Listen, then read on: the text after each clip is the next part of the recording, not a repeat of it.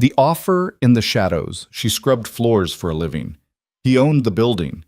When he offered her 6 months of her life in exchange for everything she'd ever wanted, she said yes, and walked straight into a world that would never let her leave. Before we go any further, do me a favor.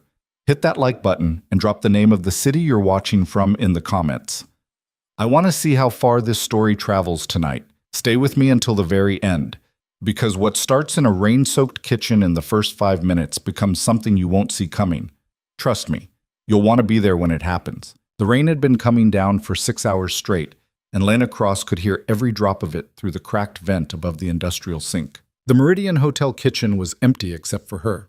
It was almost 1 in the morning, and the dinner rush had ended 4 hours ago. But somebody, probably Marco, the night shift manager who hated her for reasons she'd never bothered to figure out, had left a pile of sauté pans stacked so high they leaned against the tile backsplash like a bad idea waiting to fall. Grease had hardened on the bottoms. The steel wool in her hand was the third one she'd gone through tonight, and her knuckles had split open somewhere around pan number 11. She didn't stop scrubbing. She couldn't afford to stop scrubbing. "Cross? You still here?" Marco's voice came from the walk-in cooler behind her. She didn't turn around. She'd learned in the 8 months she'd worked at the Meridian that turning around when Marco spoke was a mistake. Turning around made it a conversation. Conversations with Marco ended with more work, or worse, with him standing too close, breathing through his nose like he was trying to figure out whether she was worth the effort of being cruel to. "Yeah," she said. "Almost done. Grill needs scraping before you clock out." She stopped scrubbing, just for a second, just long enough to close her eyes and count backward from 5, which was something her mother used to do when the bills came in and the electricity got shut off and there was nothing in the fridge but ketchup packets and a half-empty thing of mustard. 5, 4, 3, 2, 1. Then you open your eyes and you deal with it, because nobody else is going to. "The grill was Javier's tonight," she said. "Javier went home." "Yeah, I know, 2 hours ago." Marco let that hang in the air. She heard him shift his weight, heard the soft squeak of his rubber-soled shoes on the wet tile. She could feel him staring at the back of her neck. "You got a problem, Cross?" "No problem. Because if you got a problem, you can walk. Door's right there. I got a stack of applications in my office from girls who'd scrub that grill with their tongue for what I'm paying you." Lena turned the faucet off.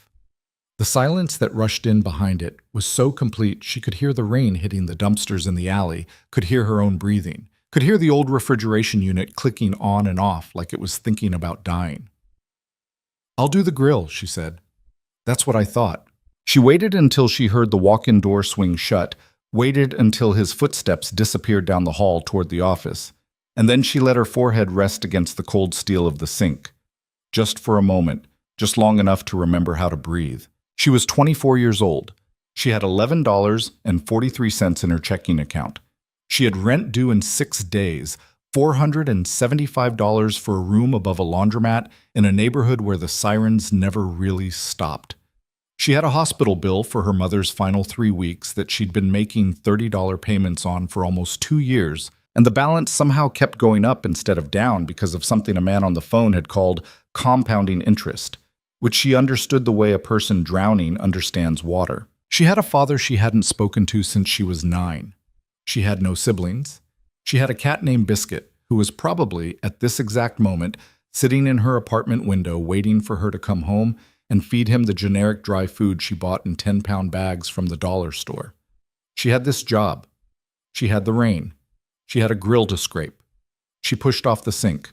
The grill was worse than she expected. Javier had run burgers all night, and he hadn't cleaned between rushes the way he was supposed to. Black carbonized grease had built up in the grooves like tar. She grabbed the scraper and went to work. It was maybe 15 minutes later. She'd lost track, the way you do when your shoulders are burning and your hands have gone from hurting to numb to hurting again. When she realized someone was standing in the doorway of the kitchen, not Marco. She would have heard Marco. Marco walked like a man who wanted you to know he was walking. This was different. This was a man who'd been standing there for a while, watching, and she'd only noticed him because some animal part of her brain had finally caught up to what her eyes had been seeing in the reflection of the stainless steel hood above the grill. She didn't turn around. Not right away. She kept the scraper moving. She said without looking up, "Kitchen's closed, dining room's closed. Lobby bar's open till 2 if you're looking for a drink." "I'm not looking for a drink." His voice was quiet. Not quiet the way men are quiet when they're trying to seem dangerous. Quiet the way a man is when he doesn't need to raise his voice because he's never had to in his life. She turned around. He was standing just inside the swinging door, one hand in the pocket of a coat that probably cost more than her rent for a year. Black wool. The kind of black that only looks that black when it's wet and new. He was maybe 30, maybe a little older. Dark hair cut short and careful. A face that wasn't handsome so much as it was assembled. Every feature exactly where it was supposed to be. Nothing wasted. His eyes were gray, and they were looking at her like she was a problem he already knew the answer to. He was soaked, not dripping, but damp enough that she could see where the rain had come through the shoulders of the coat. He'd walked here. Or he'd walked to wherever his car was, and then he'd walked here. Either way, he'd chosen to be wet, which wasn't something rich men usually did. Because he was rich. She knew that before he said another word. She'd worked service jobs since she was 15, and you learn to spot money the way a sailor learns to spot weather. It wasn't the coat was just the evidence. It was the way he stood. Like the floor had been put there for him specifically, like gravity was something he paid for. "You're not supposed to be back here," she said. "No. There's a sign. I saw it." She tightened her grip on the scraper. Not as a weapon, not really, just because her hand wanted to hold something. "So, what are you doing back here?" He took a step into the kitchen. The fluorescent lights caught him fully for the first time, and she saw that his eyes weren't just gray. They were the color of wet concrete, flat and cold and paying complete attention. "You're Lena Cross," he said. Her stomach did something complicated. "Do I know you?" "No." "Then how do you know my name?" He didn't answer that. He took another step. He stopped about 8 feet away from her, which she registered as deliberate, close enough to talk, far enough that she wouldn't feel cornered. He had thought about where to stand. He had thought about it before he walked in. "Your mother was Evelyn Cross," he said. "She died on March 19th of the year before last, at St. Agnes Medical Center. Pancreatic cancer. You were with her." The final bill, after insurance, came to $87,412. You've paid $1,160 of it. At your current rate, you will finish paying it off in approximately 240 years, which of course you will not, because the interest is accruing faster than your payments. The scraper slipped out of her hand. It hit the tile with a sound like a dropped coin. "Who are you?" "Your landlord is a man named Boris Kaminsky. He's been renting the room above his business to you at a reduced rate because his son went to high school with a friend of your mother's. He sold the building 2 weeks ago. The new owner is raising rents across all 3 units by 60% starting next month. You haven't been informed of this yet because the notice was sent to the address on file at the bank, which is your mother's old apartment, which was cleared out and re-rented 9 months ago." Lena took a step back.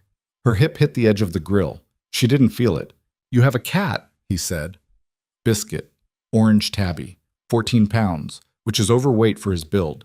He was diagnosed with chronic kidney disease at his last vet appointment, which you took him to 11 months ago. He's due for a follow-up.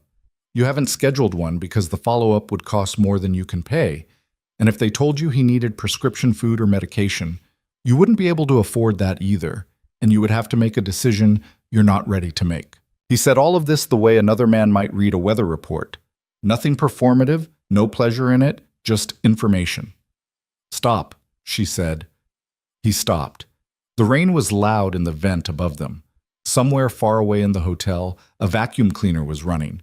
Her heart was beating so hard she could feel it in her teeth. "I'm going to call the police," she said. "You're not. Watch me. Lena." He said her name the way you say a name when you've been saying it in your head for a long time before you finally say it out loud. "If I wanted to hurt you, I wouldn't have knocked. You didn't knock." "I did. You didn't hear me. You were doing the grill." She stared at him. He held her gaze. He didn't blink. She was the one who looked away first. "What do you want?" "I want to offer you a job." She actually laughed. Came out cracked and ugly, and she didn't care. "A job?" "Yes." "Doing what?" Washing a better class of pans? No? Then what? He considered her for a long moment.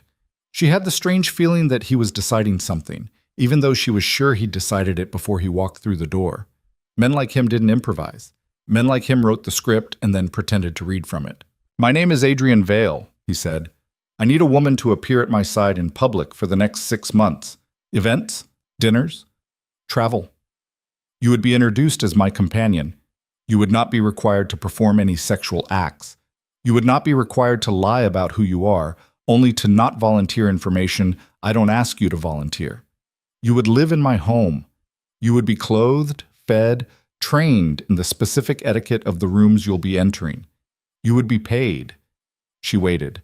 He said, at the end of 6 months, regardless of outcome, your mother's hospital debt will be paid in full.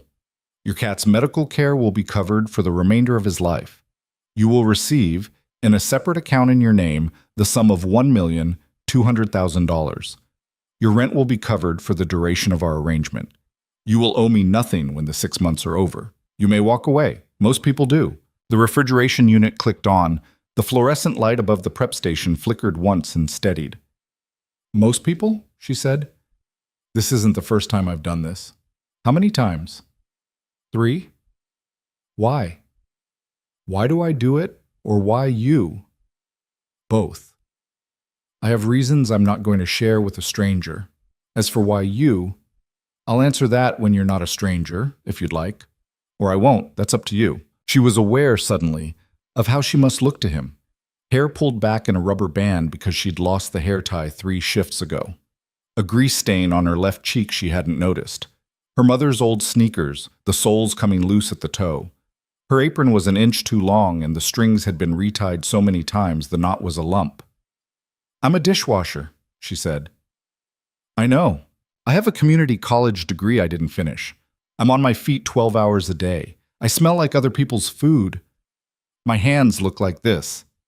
She held them up, palms toward him, because why not?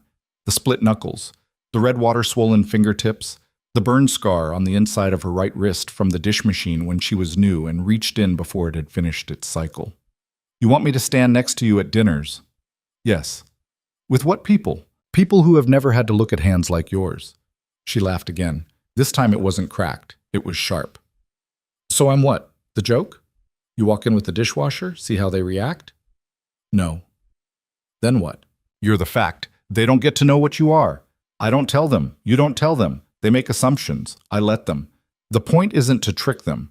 The point is that it doesn't matter what they think because what I say is what's true in the room, and what I say is that you are with me. Something cold moved through her. Not fear exactly. Something adjacent. I don't believe you, she said. You don't have to. I don't believe that's all it is. Nobody pays that kind of money for somebody to stand next to them. You're right, he said. She waited. He didn't elaborate. The silence went on long enough that she heard Marco's voice somewhere far down the hallway, shouting at someone over the phone, probably the night auditor. Marco was always shouting at the night auditor.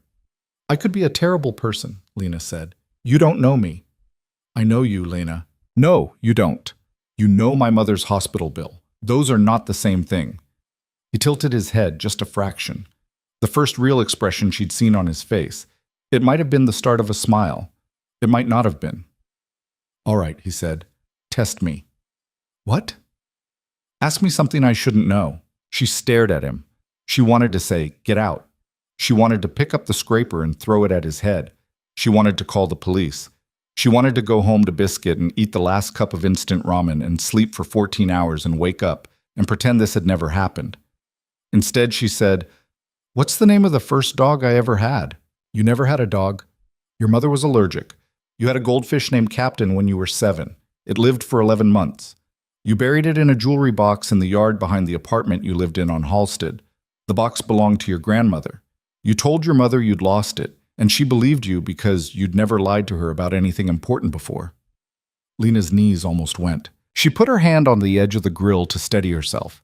She felt the heat of it through the towel that was draped over the handle, and she didn't move her hand because the heat was a thing she could feel, and she needed to feel a thing.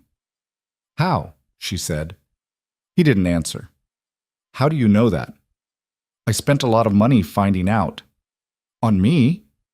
Yes. Why me? Out of everyone in this city, in this country, why am I the one you're standing here talking to? He was quiet for a long moment. The rain was still coming down. The refrigeration unit clicked off. Because when I needed someone who would be underestimated, he said, I needed someone who had already survived being underestimated. She didn't know what to say to that. He reached into the inside pocket of his coat and pulled out a card. White, thick, no logo. A phone number printed in black and nothing else. He set it on the edge of the prep counter next to a tub of kosher salt. Don't decide tonight, he said. Sleep on it. If you want to say no, throw the card away. I won't come back. If you want to say yes, call the number. A car will come for you in the morning. If I say yes, she said, what happens between now and the morning? You finish your shift. You go home. You feed your cat. You pack what matters to you, which won't be much because most of what matters to you can't put in a bag. You think about whether you can live with what I am because you don't know what I am yet, and you're going to find out. And once you find out, you can't unfind out. What are you? He looked at her. The gray eyes didn't move. A man, he said, who gets what he asks for. Med. Marco came back into the kitchen 40 minutes after Adrian Vale walked out of it. He came in from the cooler side yelling about something she couldn't focus on. Something about the rotation of the ice machine bin liners. Something she was supposed to have done on Tuesday. She stood there at the grill, scraper back in her hand, and she let his words hit her and slide off. And she watched his mouth move without hearing him, because all she could hear was her own brain playing the conversation back at her on a loop. Captain, you buried it in a jewelry box. You told your mother you'd lost it, and she believed you. Her mother had believed her. That had been the terrible part. That had been the part Lena had never told anyone. Her mother had held her while she pretended to cry over the lost jewelry box, had stroked her hair and said, "It's okay, baby, it's just a box." And Lena had never in her life felt smaller or more wrong than she did in that moment. And she had sworn, silently, with her face pressed into her mother's shoulder, that she would never lie to her mother again. She had kept that promise. For 15 years, until her mother died, she had not lied to her once. And now a man in a wet wool coat had walked into her kitchen and named it. Cross. Are you listening to me? Cross. She blinked. Marco's face was very close. He was maybe 6 inches from her, and there was a speck of something white in the corner of his mouth that she couldn't identify and didn't want to. Sorry, she said. I asked you a question. Yeah, sorry, say it again. I said, who the hell was that? She didn't answer for a second. Marco's eyes were small and wet and angry. Who was who? Don't play stupid. The guy in the coat. I saw him on the camera in the hallway. He walked through my kitchen like he owned it, and you just stood there talking to him. He was lost. He was lost. Yeah, looking for the bathroom. For 45 minutes he was looking for the bathroom. I don't know what to tell you, Marco. He stepped closer. She felt the grill behind her, and she didn't step away, because stepping away was what he wanted. If you're doing something on the side of my kitchen, Cross, I swear to... Marco. I will fire you so fast, Marco. Something in her voice stopped him. She hadn't meant to put it there. She hadn't known it was in her to put there. But she'd just spent 45 minutes being seen, truly, accurately, uncomfortably seen, by a man who knew the name of her dead goldfish. And whatever that experience had done to her, it had used up all her patience for Marco for the night. Possibly forever. I'm going to finish this grill, she said, and then I'm going to go home. And if you want to fire me, you can fire me tomorrow, because right now I am not in the mood. He opened his mouth. He closed it. He stared at her like he'd never really looked at her before. You got something going on, Cross? No. You got something going on. Go to bed, Marco. He went. He muttered something on the way out that she didn't catch, and she didn't care that she didn't catch it, and she realized as the door swung shut behind him that she was shaking. Not from fear, from adrenaline. From the sudden, unfamiliar sensation of having spoken to another person without trying to make herself smaller. The card was still on the prep counter next to the kosher salt. She finished the grill. She mopped the floor. She hung up her apron in the locker they shared between shifts, and she took off the hairnet, and she pulled the rubber band out of her hair and shook it loose, and then put it back up in a messier version of the same bun because it was raining and because there was no one to see. She picked up the card on the way out. Boss. The bus was late. Of course it was. The 34 was always late on Tuesday nights because of something to do with a shift change at the depot that nobody had ever been able to explain to her satisfaction. She stood under the awning of the closed-down pharmacy across from the hotel and watched the rain and waited. A woman was sleeping on the bench inside the shelter. Lena didn't know her name, but she knew her face. She was always on this route, always on this bench, always curled up under the same green wool blanket that had gotten darker over the months as it absorbed more and more rain. Lena had given her a granola bar once, maybe 8 months ago. The woman had looked at the granola bar like she didn't know what it was, and then she'd looked at Lena the same way. Lena stood in the rain instead of joining her in the shelter, because the shelter was the woman's, and she didn't want to take it. She thought about what Adrian Vale had said. People who have never had to look at hands like yours. She looked at the woman on the bench. She looked at her own hands. She looked at the card in her palm, which was getting wet, even though she was trying to hold it under the edge of her jacket. The number was still legible. 10 digits, black on white. The bus came. It was 18 minutes late. She got on. She took a seat near the back. She watched the woman on the bench disappear as the bus pulled away, and she pressed her forehead against the cold glass, and she closed her eyes, and she tried not to think about Adrian Vale, and she thought about nothing else the entire way home. Biscuit was at the window. She saw him from the street as she came up the block, a soft orange lump in the second-story window above the laundromat, eyes catching the streetlight. He was, as always, exactly where she'd left him. She climbed the stairs. The landlord had started calling them the stairs of death last year, and she'd started agreeing.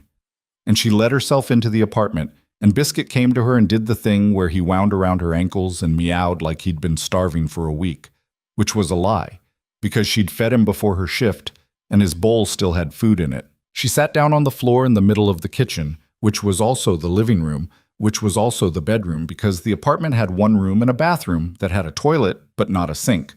She sat down on the linoleum with her wet coat still on, and she put her hand on Biscuit's back, and she cried for exactly 90 seconds. Then she stopped. She wiped her face with the back of her wrist. She got up. She put the card on the nightstand, next to the lamp that didn't work. She fed Biscuit. She changed out of her uniform. She put the uniform in a pile by the door to wash at the laundromat tomorrow if she had quarters, which she didn't. But she was thinking about tomorrow, like tomorrow was going to be a normal day, and she needed the pretense of normalcy like she needed the air to breathe. She lay down on the mattress on the floor. She'd never had a bed frame and had given up wanting one around 21, and she pulled the quilt her mother had made up to her chin, and she stared at the ceiling. Biscuit jumped up and settled on her chest. 14 pounds of orange cat, purring like a small engine. He was diagnosed with chronic kidney disease at his last vet appointment, which you took him to 11 months ago. She stroked Biscuit's head. He pressed the top of his skull into her palm. You would have to make a decision you're not ready to make. She had been pretending. For months. She had been pretending that as long as she didn't take him back to the vet, no one would ever tell her what came next. And as long as no one told her what came next, she wouldn't have to be the person who couldn't afford it. She had been pretending about a lot of things. About her mother's bill, about her rent, about Marco, about the coat she was going to need before the temperature dropped below 30, about the filling in her back molar that she'd been ignoring for 2 years because the last time she'd looked up what a root canal cost without insurance, she'd closed the tab and gone to bed. She had been pretending that tomorrow would come and she would figure it out. Tomorrow had been coming for a long time. Biscuit, she whispered into the dark, into the orange fur under her chin, into the rain against the window. Biscuit, I don't know. The cat purred. He didn't care. He had never cared about anything in his life except food and her, in that order. She thought about the card on the nightstand. She thought about Adrian Vale's eyes. She thought about his hands. She hadn't noticed them at the time, but now that she was thinking about it, she realized she'd noticed them without noticing. He'd been wearing no rings. His nails had been short and clean. There had been a small scar on the back of his right hand, between the thumb and the index finger, white and raised, the shape of a crescent. Old. Maybe from childhood, maybe not. A man who gets what he asks for. She thought about what it would feel like to not be cold next month, to not count change at the bus stop, To take Biscuit to the vet and say do whatever he needs and not flinch when they told her the number. She thought about what her mother would say. Her mother would say, run. Her mother would say, baby, you don't know what that kind of money costs. Nobody just hands you that kind of money. There's always a price, and the price is always the one thing you can't afford to lose. Her mother had also said once, near the end, when the morphine had been making her foggy but honest, Lena, I'm sorry. I'm sorry I couldn't give you anything. I'm sorry you're going to have to make choices I never had to, because I never had anything to choose with. Lena had said, you gave me everything, Mom, and her mother had closed her eyes and said, no, I didn't. But thank you for saying it. She stared at the ceiling. The rain was slowing. She could hear the drip from the vent above the stove that the landlord had never fixed. You would have to make a decision you're not ready to make. She turned her head. She looked at the card on the nightstand. White, thick, black numbers. A little wet at the corner. Her hand came out from under the quilt. Biscuit grumbled at the movement but didn't get up. She picked up the card. She held it in front of her face, in the dark. And she couldn't really read it anymore, but she could feel the weight of it, which was heavier than a card had any right to be. She thought, I could say no. She thought, I could throw it away. She thought, I could go to work tomorrow, and Marco could fire me or not fire me, and I could find another job or not find another job, and in 6 months, I could still be right here, and in 6 years, I could still be right here, and in 60 years, I could still be right here, and Biscuit will be long dead, and my mother's bill will still not be paid, and I will never have been anything to anyone but a pair of hands. She closed her eyes. She thought, he knew about Captain, and somewhere under that thought, quieter, more dangerous. I liked that someone knew. She lay in the dark with the card in her hand and the cat on her chest and the rain on the window, and she didn't sleep, but she didn't move either, and somewhere around 4 a.m, the rain stopped entirely, and the silence that came after was so complete that she could hear her own heartbeat, steady and unconcerned, doing the only job it knew how to do. When the first gray light came through the window, she sat up, slowly, so she wouldn't disturb Biscuit. She set the cat down on the warm spot she'd left on the mattress. She walked barefoot across the cold linoleum to the kitchenette. She poured a glass of water from the tap, which ran brown for the first 3 seconds, and then cleared. She drank the water. She picked up her phone off the counter. 11% battery. She plugged it in. She looked at the card in her other hand. She dialed the number. It rang once. A man's voice answered. Not Adrian's. Younger, polite, professional in a way that made her think of valets and concierges and men who opened doors for a living without ever looking at the faces of the people going through. Yes, Miss Cross. She hadn't said her name. She swallowed. I'm calling about... Yes, Miss Cross. A car will be at your building in 40 minutes. You may bring whatever you wish. Nothing is required. Mr. Vale asked me to tell you that you may change your mind at any point up until you reach the house, and the driver has instructions to return you to your apartment without comment or consequence if you ask him to. She closed her eyes. Okay, she said. Is there anything else, Miss Cross? She looked across the room at Biscuit, who was watching her from the mattress with the wise, judgmental expression cats reserve for people making mistakes. My cat, she said. Yes. I have a cat. I'm not going without him. There was the smallest pause on the other end of the line. Not a hesitation, something more like a note being taken. Of course, Miss Cross. The driver will have a carrier.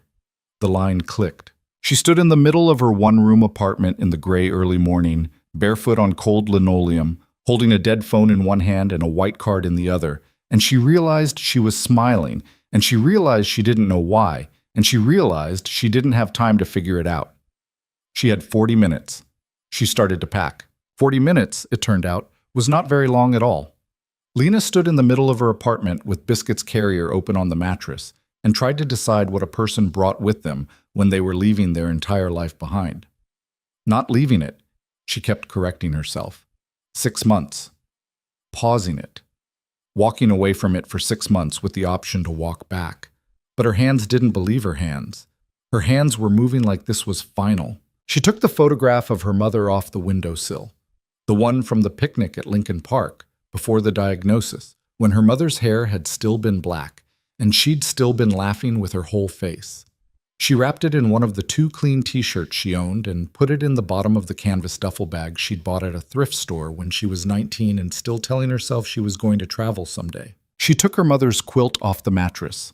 She folded it carefully, the way her mother had taught her, corner to corner, smoothing as she went. It took up almost the entire bag. She took the jewelry box, not the one with Captain in it, that was buried in a yard she hadn't been back to in 15 years. The other one, the little wooden one on the shelf above the hot plate. Inside it were her mother's wedding ring, which her mother had kept even after Lena's father left, because her mother had said the ring didn't do anything wrong, a pair of silver earrings that Lena had never worn, and a folded piece of notebook paper with a list of 9 names on it in her mother's handwriting. Lena didn't know what the list was. She had never asked. Her mother had handed it to her 2 days before she died and said, "Put this somewhere safe," and Lena had. She took a change of clothes, jeans, a flannel shirt, underwear, socks. She didn't take her uniform. She took Biscuit's food dish and the half-empty bag of generic kibble, even though she had a strong feeling, that neither of those things would be necessary where she was going. She took her toothbrush. She looked around the apartment. 10 minutes had passed. It had taken her 10 minutes to pack her entire life. The rest of it was furniture that wasn't hers. Dishes she'd bought 3 for $1 at an estate sale, and books she'd gotten from the free card outside the library. If she didn't come back, none of it mattered. If she did come back, it would all still be here, because no one had ever wanted any of it in the first place. She sat down on the mattress next to the open carrier. Biscuit was watching her from on top of the radiator, tail flicking in slow, suspicious arcs. He knew. Cats always knew. "Hey, buddy," she said. "We're going somewhere." Biscuit narrowed his eyes. "It's gonna be fine." The tail flicked faster. "Okay, I don't know if it's gonna be fine, but it's gonna be different. Different could be fine. Different could be..." She stopped, because she was arguing with a cat, and because the cat was winning. She picked him up. He let her, the way he always did, with the full-body droop of a creature who had decided long ago that resistance was undignified. She set him in the carrier and closed the door before he could think better of it. He let out one low, offended yowl and then went silent, which was worse. Her phone buzzed. Car downstairs. No signature, no number. Just those 2 words on the screen. She looked around the apartment one more time. The window above the laundromat. The hot plate with the burn mark in the shape of Florida. The water stain on the ceiling that looked like a rabbit if you tilted your head. The corner where Biscuit had thrown up on the first night she'd brought him home, and which still smelled faintly like cat if the heat kicked on too high. She turned off the light. She locked the door behind her. She put the key in the little ceramic dish on the shelf outside her door, where she always left it when she was running late, because Mrs. Ochoa from 2B fed Biscuit sometimes, and Mrs. Ochoa never remembered to bring her own key back. She wrote a note on the back of an envelope from the power company. "Mrs. O, gone for a while. Biscuit is coming with me? I'll call. L." And tucked it under the dish. She carried the duffel bag in one hand and the cat carrier in the other, and she went down the stairs of death for what might have been the last time. The car at the curb was not what she'd expected. She had been picturing, without meaning to picture it, the kind of black stretch limousine she'd seen in movies, the kind with tinted windows and a little flag on the hood. What was actually waiting for her was a dark gray sedan. Expensive, she could tell from the way the light moved on the paint, but not showy. A car for a man who didn't want to be looked at. The driver was standing on the curb under an umbrella. He was maybe 60, maybe older, with a short beard gone entirely white and a face that had seen a lot of weather. He nodded when he saw her. "Miss Cross, my name is Thomas.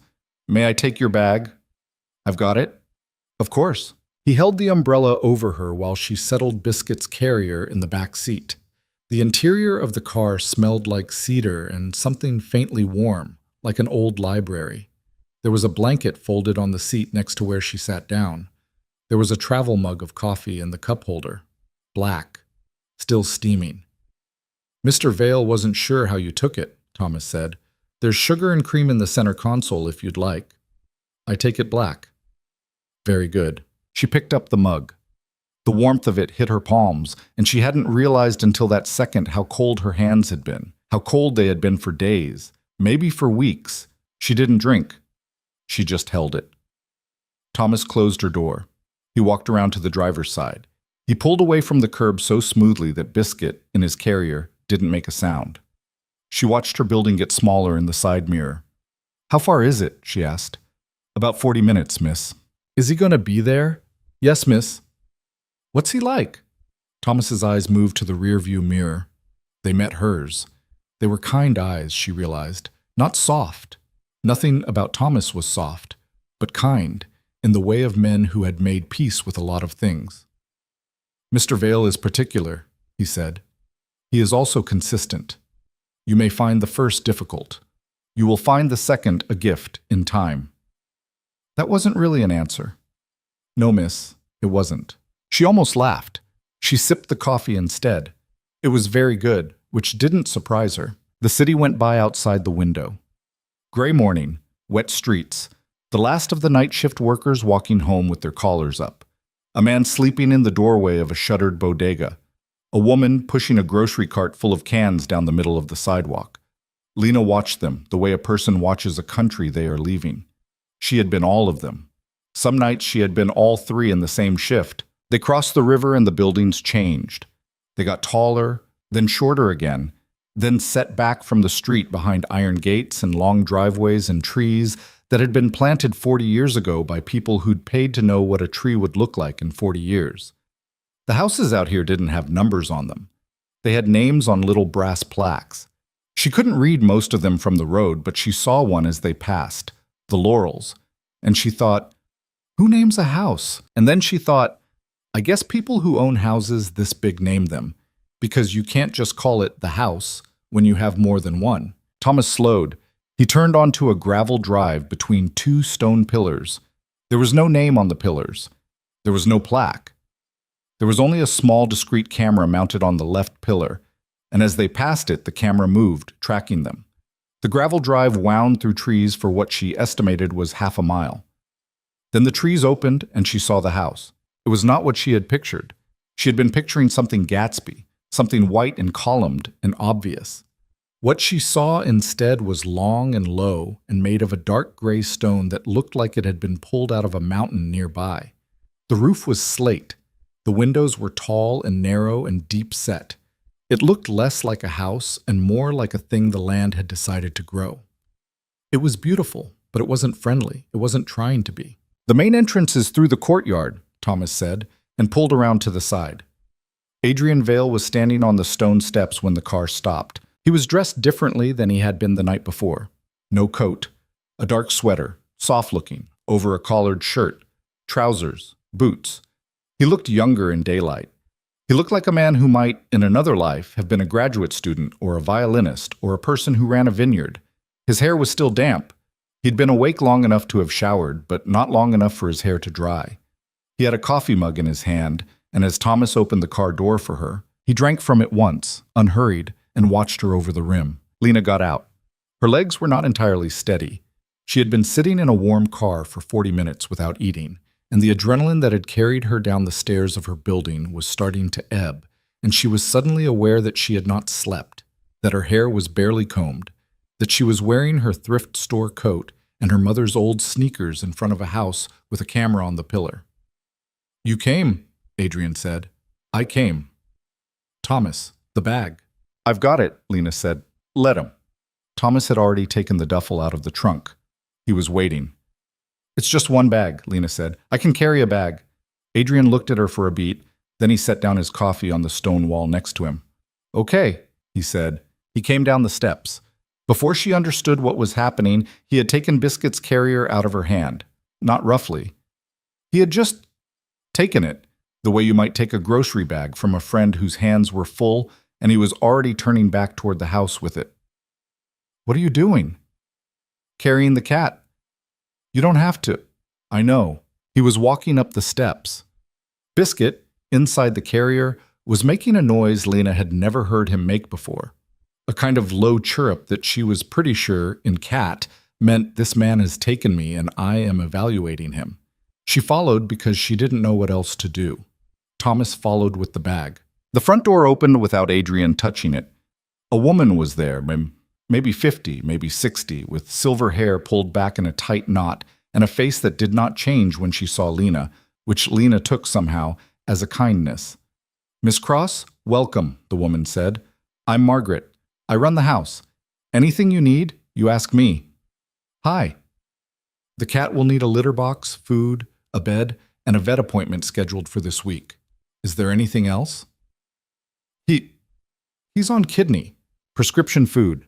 Yes, we'll speak to the vet. Mr. Vale mentioned.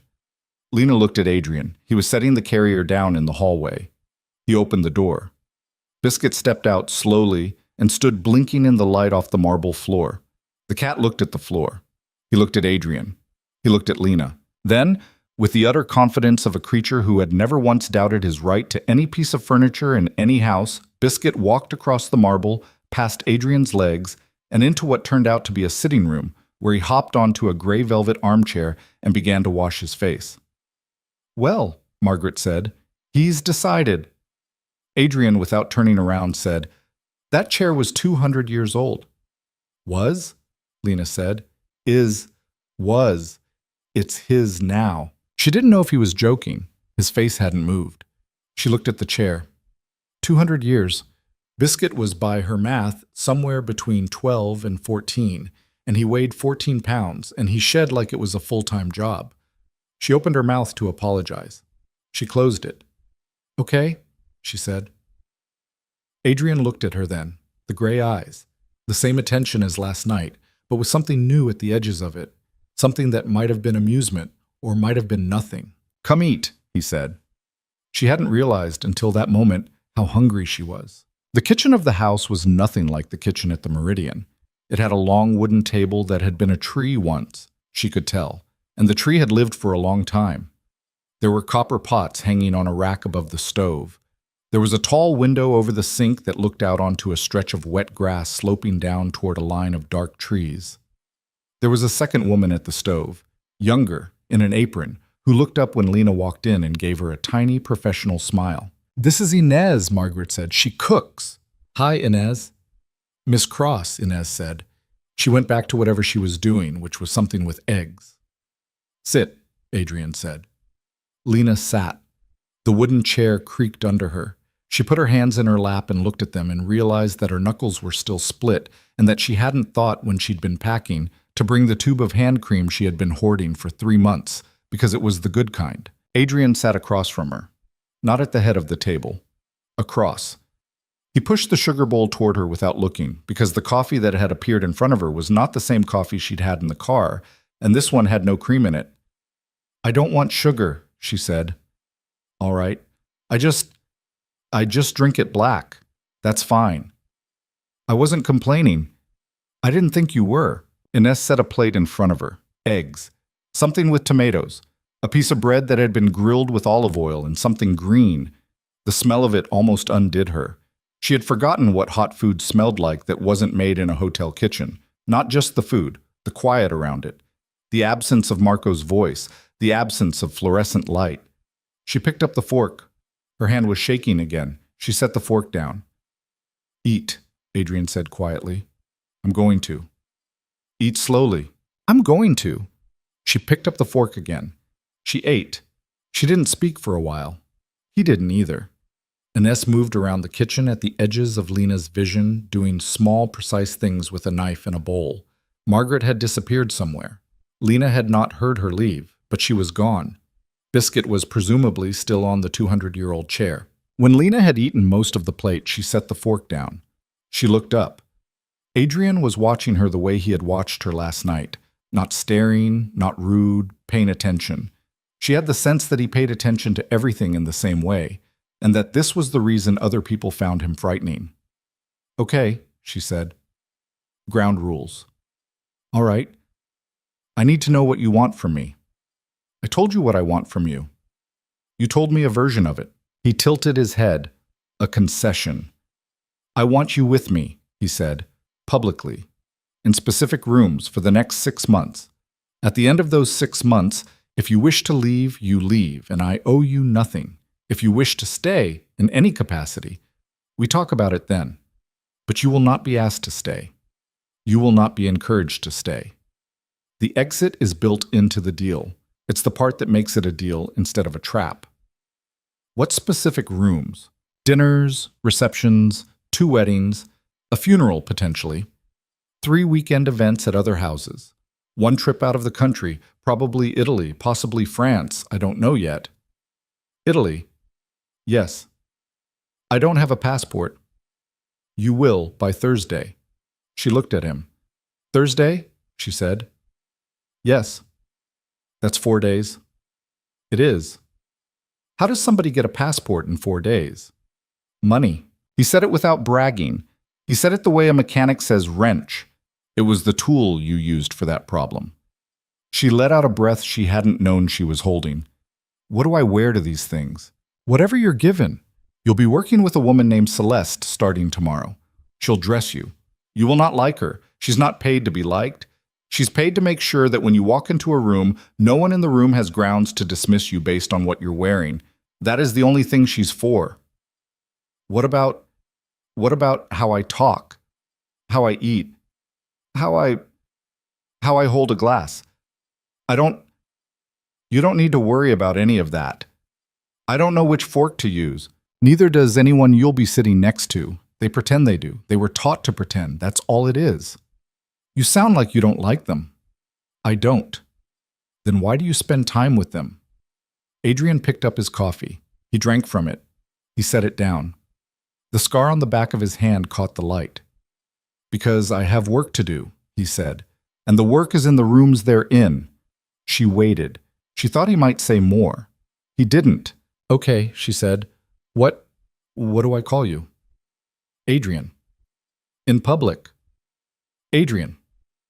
In front of them, I call you Lena. I don't use terms of endearment, and I don't expect them from you.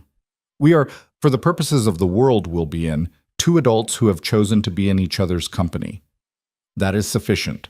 We don't need to perform more than that. Performing more than that is how people get caught. Caught at what? He looked at her. Lying, he said. Are we lying? We are presenting. It's not the same thing. But I want you to understand the difference because the people we'll be around are very good at feeling a lie, and they feel one the way an animal feels a storm. If you try to perform for them, they'll smell it. If you simply exist next to me, they won't be able to touch you. That is all I need from you. Exist next to me and say as little as possible for the first month. The first month. You'll learn. You'll know what to say. But for the first month, I want you to listen more than talk. Smile, nod, drink whatever you're handed, slowly. Eat what you want. Don't finish anything. Don't apologize for anything. If you are spoken to and you don't know how to answer, look at me. I'll answer for you. That sounds, I don't want to be your, you won't be. You will look to them like a woman who has nothing to prove. That is a very specific kind of power, and most of them have never had it in their lives. It will unnerve them. It will unnerve them in a way that is useful to me, but it only works if you don't try. The minute you try, you lose it. Why is it useful to you? Because they are people who read other people for weakness, he said. It's what they were raised to do. If they cannot find yours, they will assume you don't have one. And if they assume you don't have one, they will be careful with me in ways they are not otherwise careful. So I'm armor. He didn't answer right away. You are, he said, finally, a presence. I am not going to pretend the presence doesn't serve me. I told you last night, I get what I ask for. I am asking for your presence for 6 months in exchange for your life, which is what I am offering in exchange. That is the deal. I'm not asking you to love me. I'm not asking you to want me. I'm not asking you to lie down with me. I'm asking you to be in the room. She looked at him. She looked for a long moment. She was trying to see something, and she wasn't sure what. A crack. A tell.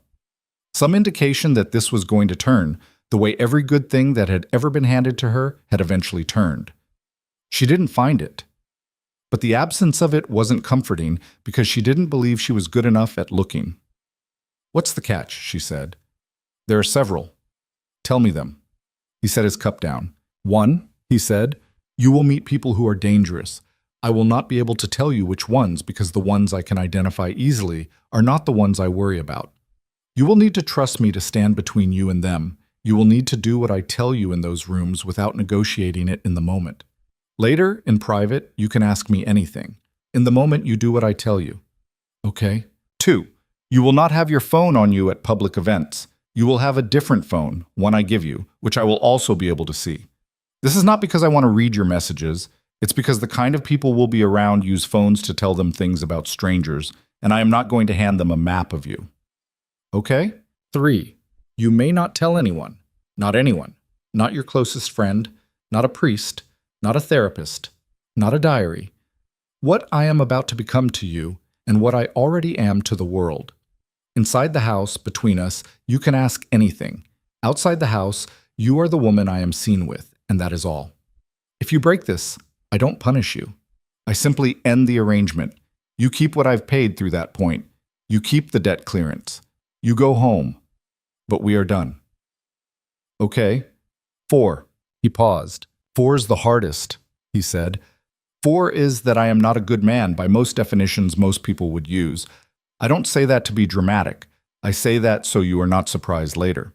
I have done things. I will do things. You will, over the course of the next 6 months, become aware of some of the things I do. When you become aware, you will have a choice, which is the same choice you had last night and the same choice you have this morning. You can leave. You can stay. Nothing else about this changes. I will not ask you to help me do anything you are not willing to do. I will not ask you to lie to a police officer on my behalf. I will not ask you to hurt anyone. But I will ask you sometimes to be in a room where you don't want to be and to look like you want to be there. And on nights when you don't know what I've been doing, I will ask you not to ask. She was very still. So I'm supposed to not ask. About specific things, on specific nights, not always, not about everything. And if I ask, I'll tell you. And then you'll know. And then you'll have to decide what to do with what you know. She thought about it. Are you a criminal? He considered the word.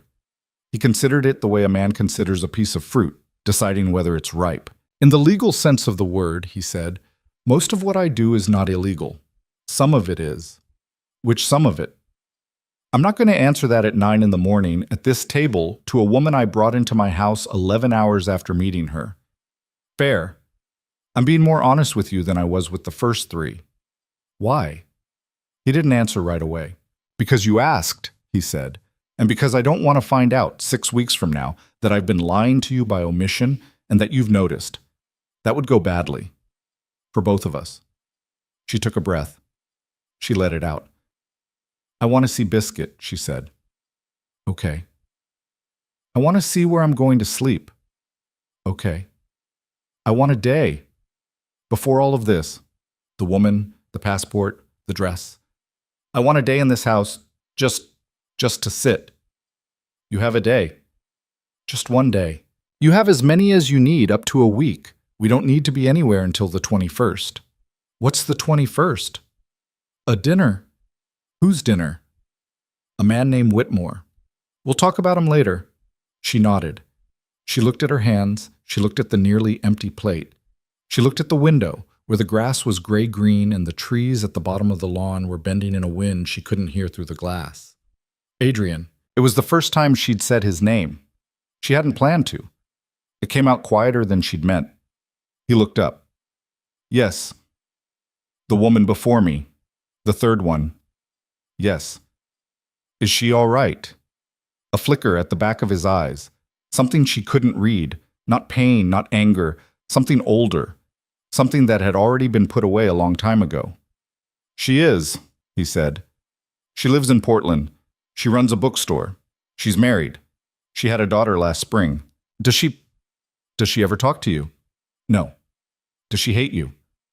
I don't know. I think she doesn't think about me, which is better than hate. Is that what you want at the end? For me to not think about you? He looked at her across the table. Something in his face was different briefly than anything she had seen on it so far. It was there, and then it was gone. I want, he said, at the end, for you to be in a position where you can choose whether to think about me. That's the whole point. Margaret came back into the kitchen then, quiet as a cat, and she said, Miss Cross, your room is ready, if you'd like to see it. Yes, Lena said, please. She stood up. Her legs were still not entirely steady. Adrian stayed seated. He didn't stand up when she did. which she noticed and which she appreciated without quite knowing why, he wasn't performing politeness. He was treating her like a person who was going to get up and come back, not like a guest who had to be escorted through her own morning. She followed Margaret out of the kitchen. In the sitting room, in passing, she glanced at the gray velvet armchair. Biscuit was asleep on it, all 14 pounds of him, upside down, with his white belly exposed and his paws in the air, as if to say, "This is mine now, and I dare anyone to argue." Margaret saw her look. "He's fine, miss." "I know, he does this." He chose well. The room they had put her in was at the back of the house, on the second floor, at the end of a hallway that was longer than her entire apartment. Margaret opened the door and stepped aside. Lena walked in, and then she stopped. The room was, she didn't have a word for it. It was bigger than every bedroom she had ever slept in put together. The bed was a four-poster, but the posts were plain dark wood, no canopy, nothing frilly.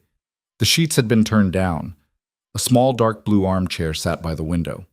The window looked out on the same lawn she'd seen from the kitchen, but from up here she could see past the tree line, past the lawn, out to where a small lake lay flat and gray under the morning clouds.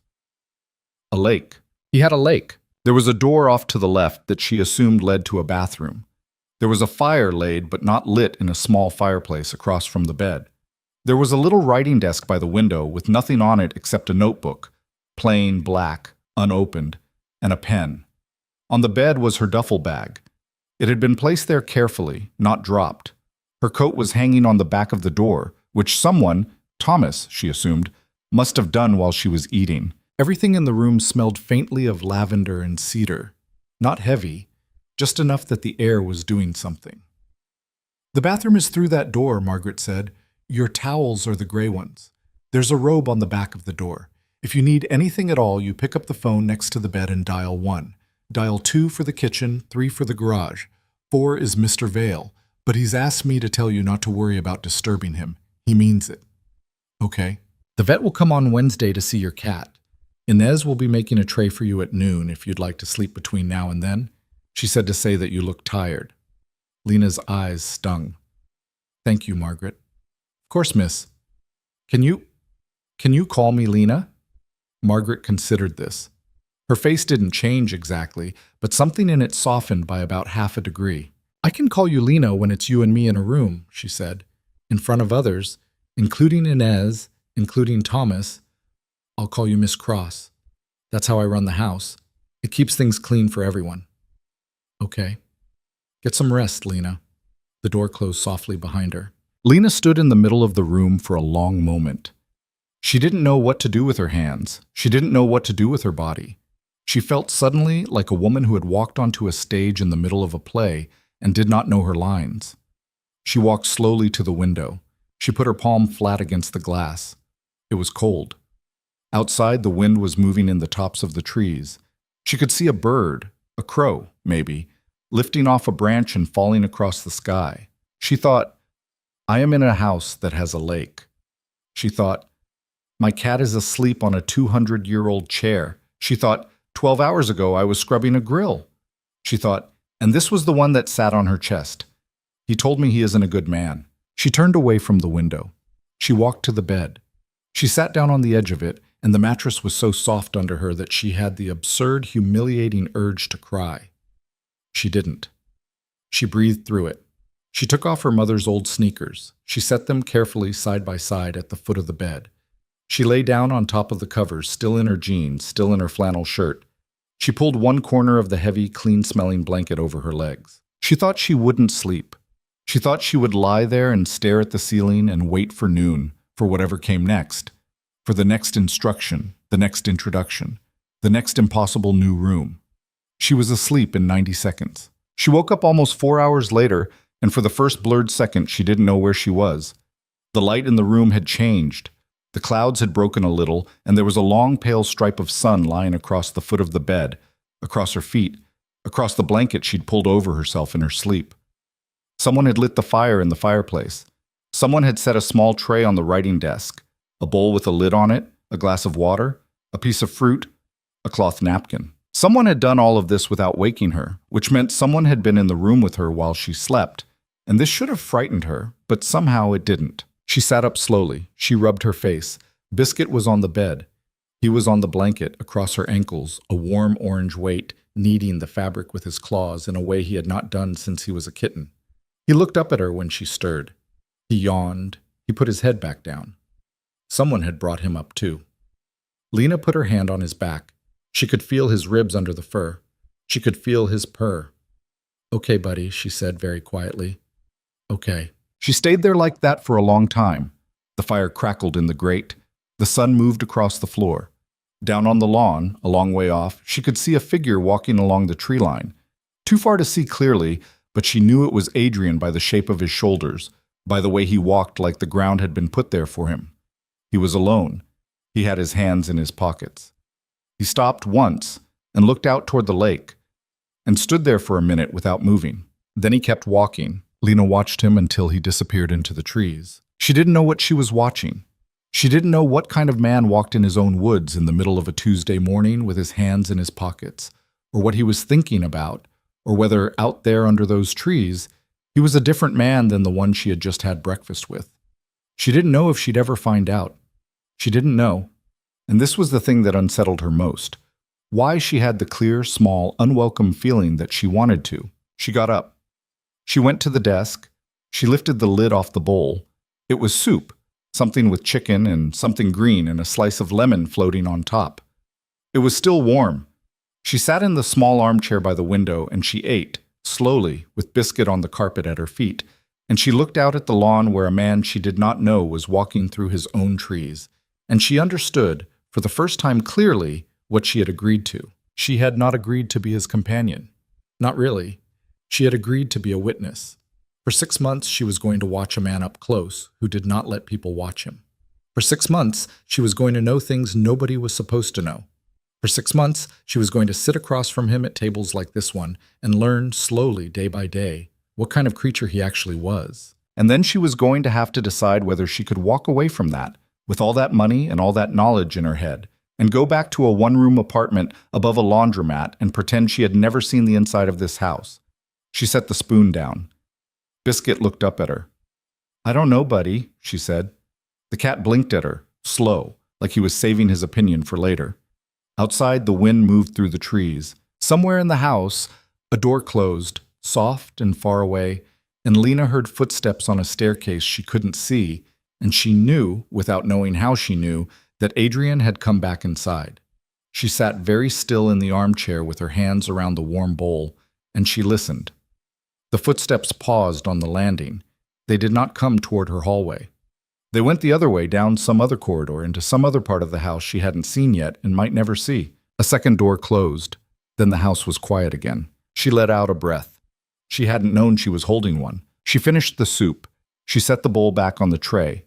She went to the bathroom, which was, of course, enormous, with a tub she could have slept in and towels so thick she wasn't sure they were towels.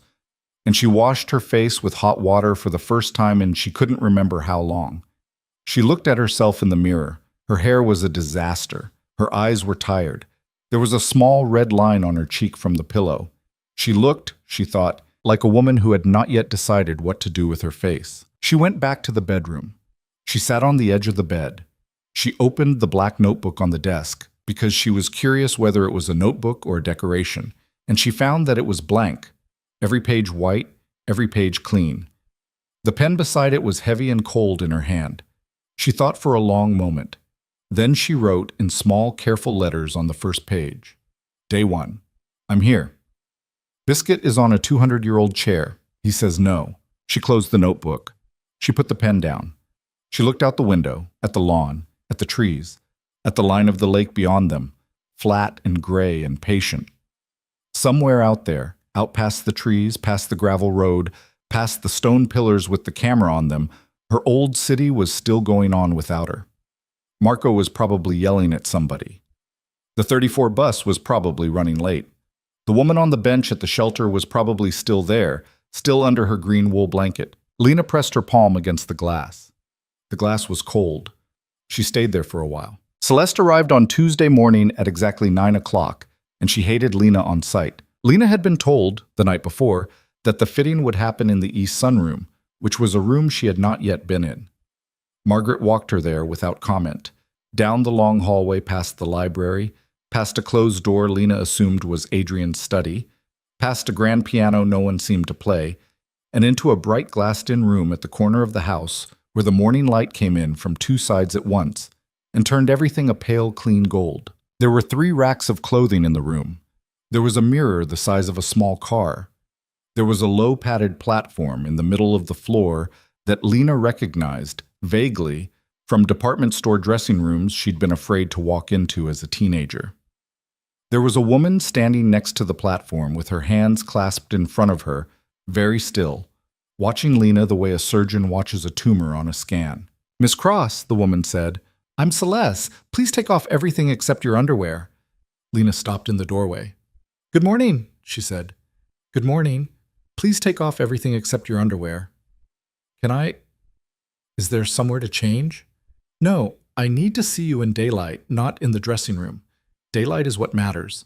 The dressing room is a lie men invented to sell women clothes that don't fit them." Celeste was perhaps 45. She was sharp-boned and expensively dressed in a way that made Lena's flannel shirt feel like a joke the universe had told at her expense. Her hair was silver blonde, cut close to her head, and she had not smiled once since Lena walked in, and Lena had the distinct sense that she was not going to smile today, or tomorrow, or ever. Lena stood there in the doorway. Margaret, behind her, said quietly, "I'll leave you, Lena," and was gone before Lena could ask her to stay. Lena started. "You don't want to take off your clothes in front of a stranger," Celeste said. "Yes, I understand. Every woman before you also didn't want to take off her clothes in front of me. It is the price of the next 4 hours. If I cannot see you, I cannot dress you. If I cannot dress you, you walk into Whitmore's dinner in 9 days looking like someone who wandered off the street, and Mr. Vale will be embarrassed, and I will be embarrassed, and you will be eaten alive. So, please." Lena looked at the mirror. She could see her own face in it from across the room. She looked pale. She looked small. She was aware suddenly of every pound she had lost in the last 2 years, of the way her collarbones stuck out at the top of the flannel, of the fact that her bra was the same bra she had owned since she was 21. She thought, "I could go back upstairs." She thought, "I could tell Adrian that I've changed my mind." She thought then about the hospital bill. She unbuttoned the flannel shirt. She didn't look at Celeste while she did it.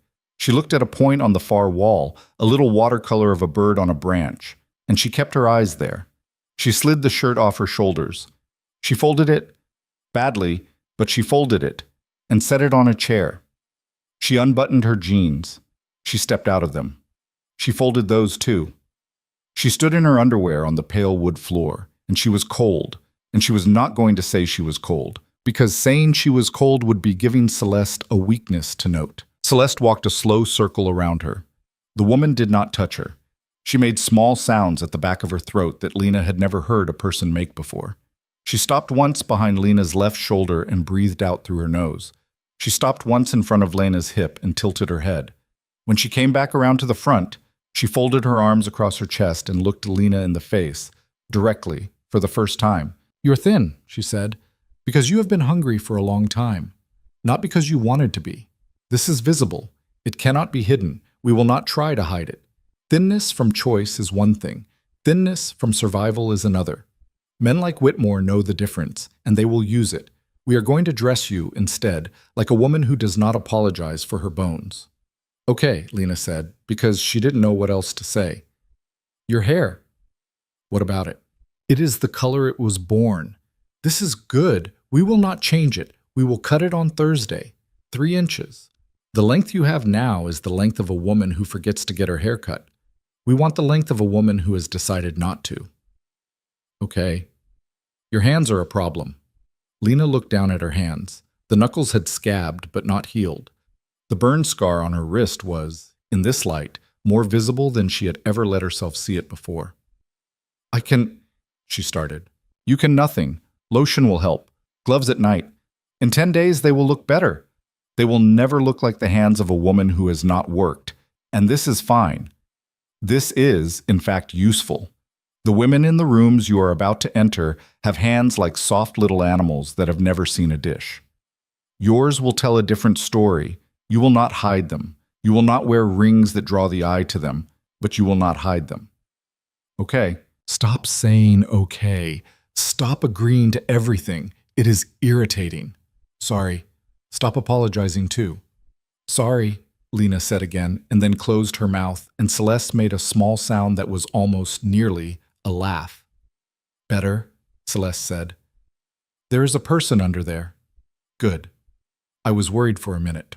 She went to the first rack. She pulled a hanger off it. The dress she held up was dark green, almost black, with a quiet shape that did not announce itself but did not need to. She held it out to Lena. Put this on, slowly. The zipper is small. It breaks if you hurry. Lena took the dress. The fabric was heavier than she had expected and cooler, and it moved under her hand like water. She stepped into it. She pulled it up over her hips. She slid her arms into the sleeves, which were long and narrow. She reached back for the zipper, and Celeste was already there doing it, her fingers quick and impersonal at the top of Lena's spine. Step up, Celeste said. Lena stepped onto the padded platform. She looked up. She looked at herself in the mirror. For a moment, she did not recognize the woman standing there. It was as if someone had taken Lena's body, her narrow shoulders, her tired eyes, her collarbones, her ragged bun of hair, and put a better woman's dress on it, and the dress had done something Lena had not known a dress could do. It had not disguised her. It had not lied about her. It had simply given her a silhouette, a shape that said this woman exists here on purpose, and the effect was so disorienting that Lena put a hand out to steady herself, and there was no railing to grab. Don't fall off the box, Celeste said behind her. It's embarrassing for everyone when they fall off the box. I'm not going to... Look at yourself. I am. Look harder. Lena looked. The dress ended at her mid-calf. The neckline did not plunge. Nothing about it was suggestive. It was simply exact. The fabric found her waist, and the fabric left her waist, and the fabric ended at her collarbone, the way a sentence ends at a period. There was nothing extra.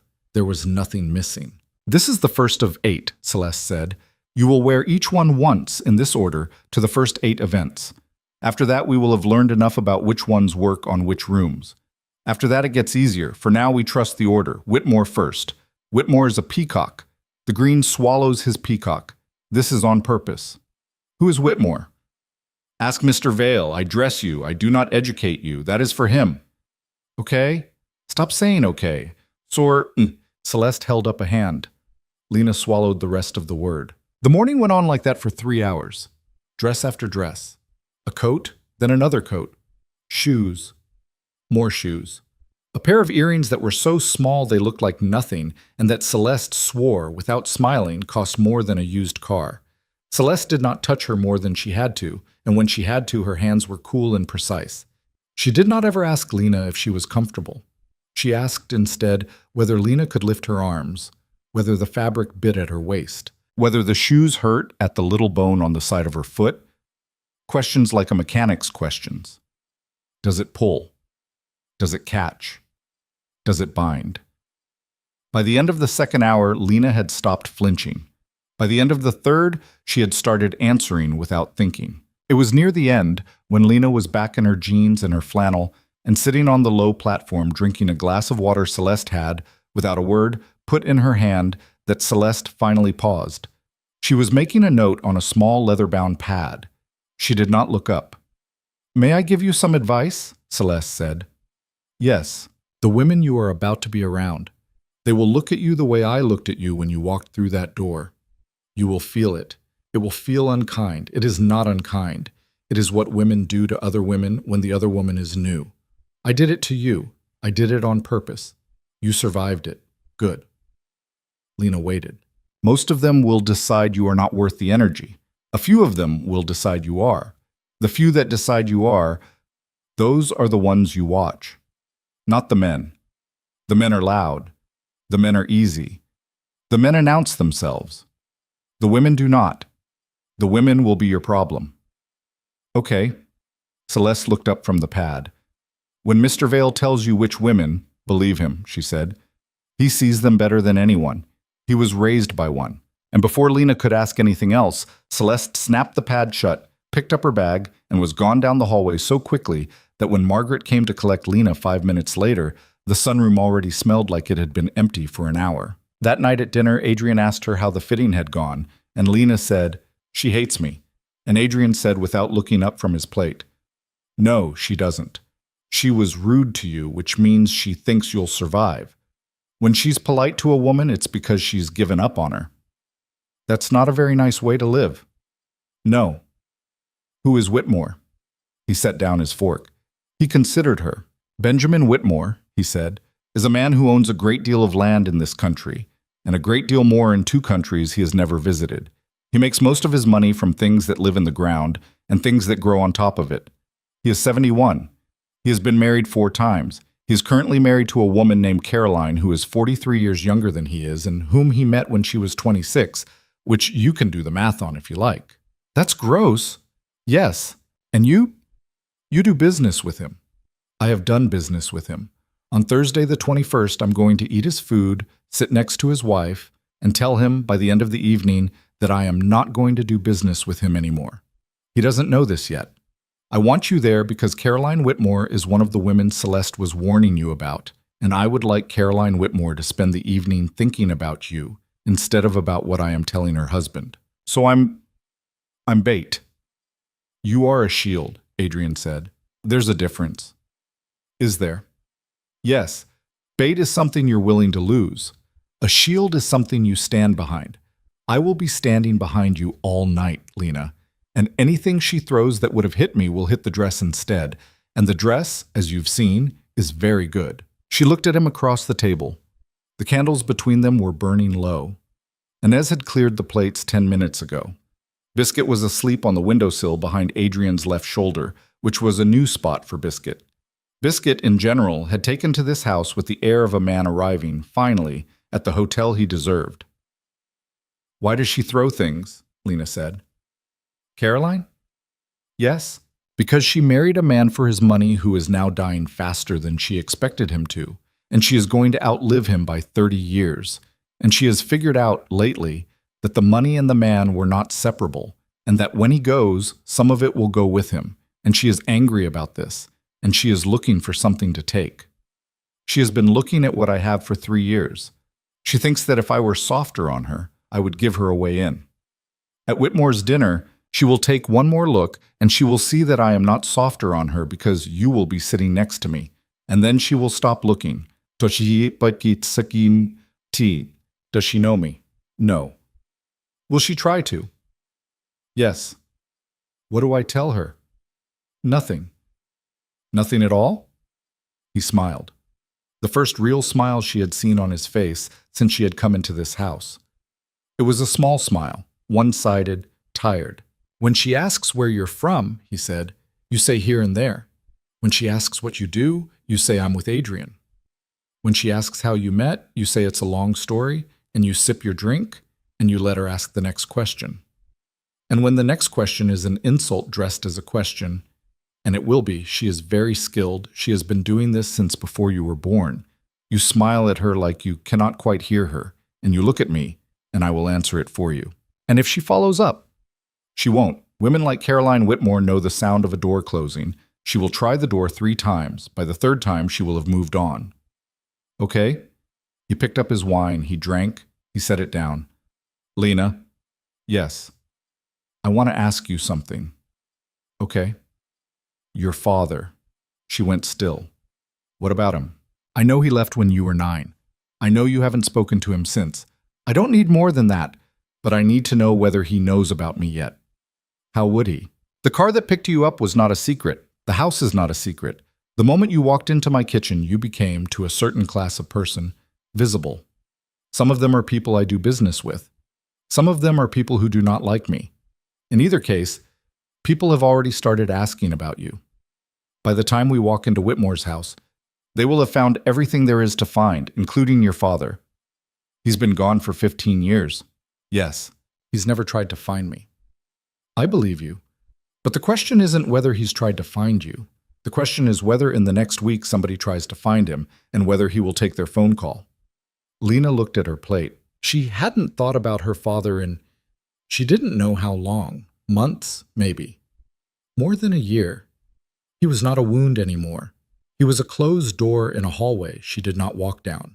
She did not know where he lived. She did not know if he was alive. She did not know anything about him except that on a Saturday in March when she was 9 years old, he had put his work boots in a duffel bag and walked out the front door and down the block. And her mother had watched him go from the kitchen window with her arms crossed over her stomach and had said, without turning around, "Lena, honey, come here. I need help with the dishes." "Does he know my mother died?" Lena said. "Yes." "How do you know?" "He was informed by the hospital. She had listed him in her file as a next of kin. She did this in case you couldn't be reached, which you could be, but she did it anyway because she worried. He was contacted. He did not respond. He is currently living in Nevada. He has a job at a warehouse. He is not remarried. He is not, for what it's worth, well." "What does that mean?" "It means he drinks." "He always drank." "Yes." She put her fork down. She looked at the tablecloth. She did not want to look at Adrian's face right now because Adrian's face was going to have some kind of care on it, and she did not know what to do with care from him yet. "I don't want to see him," she said. "You don't have to." "If he calls." "He will not call you. He will not have a way to. I am telling you this because he may, in the next 2 weeks, be offered a significant amount of money by a stranger for an interview about you. If he takes the interview, I will know. If he turns it down, I will know that too. Either way, I wanted you to hear about it from me first, in case something appears later that you didn't expect. Can you stop him from taking it? I can make it so he doesn't want to take it. I can't stop him from opening his mouth. The only person who can stop someone from opening his mouth is himself. If he took it, what would he say about me?" Adrian looked at her for a long moment. "He would say," he said, "whatever he needed to say to get through the interview and to be paid for it. He would exaggerate. He would simplify. He would make himself look better than he was. He would make your mother look worse than she was. He would say nothing about you that you didn't already know in your own body. He would embarrass himself and he would embarrass you, and then it would be over. And a few people in Caroline Whitmore's world would feel, for about a week, that they had a piece of you, and then it would fade. Things always fade. And if he doesn't take it, then it never happened.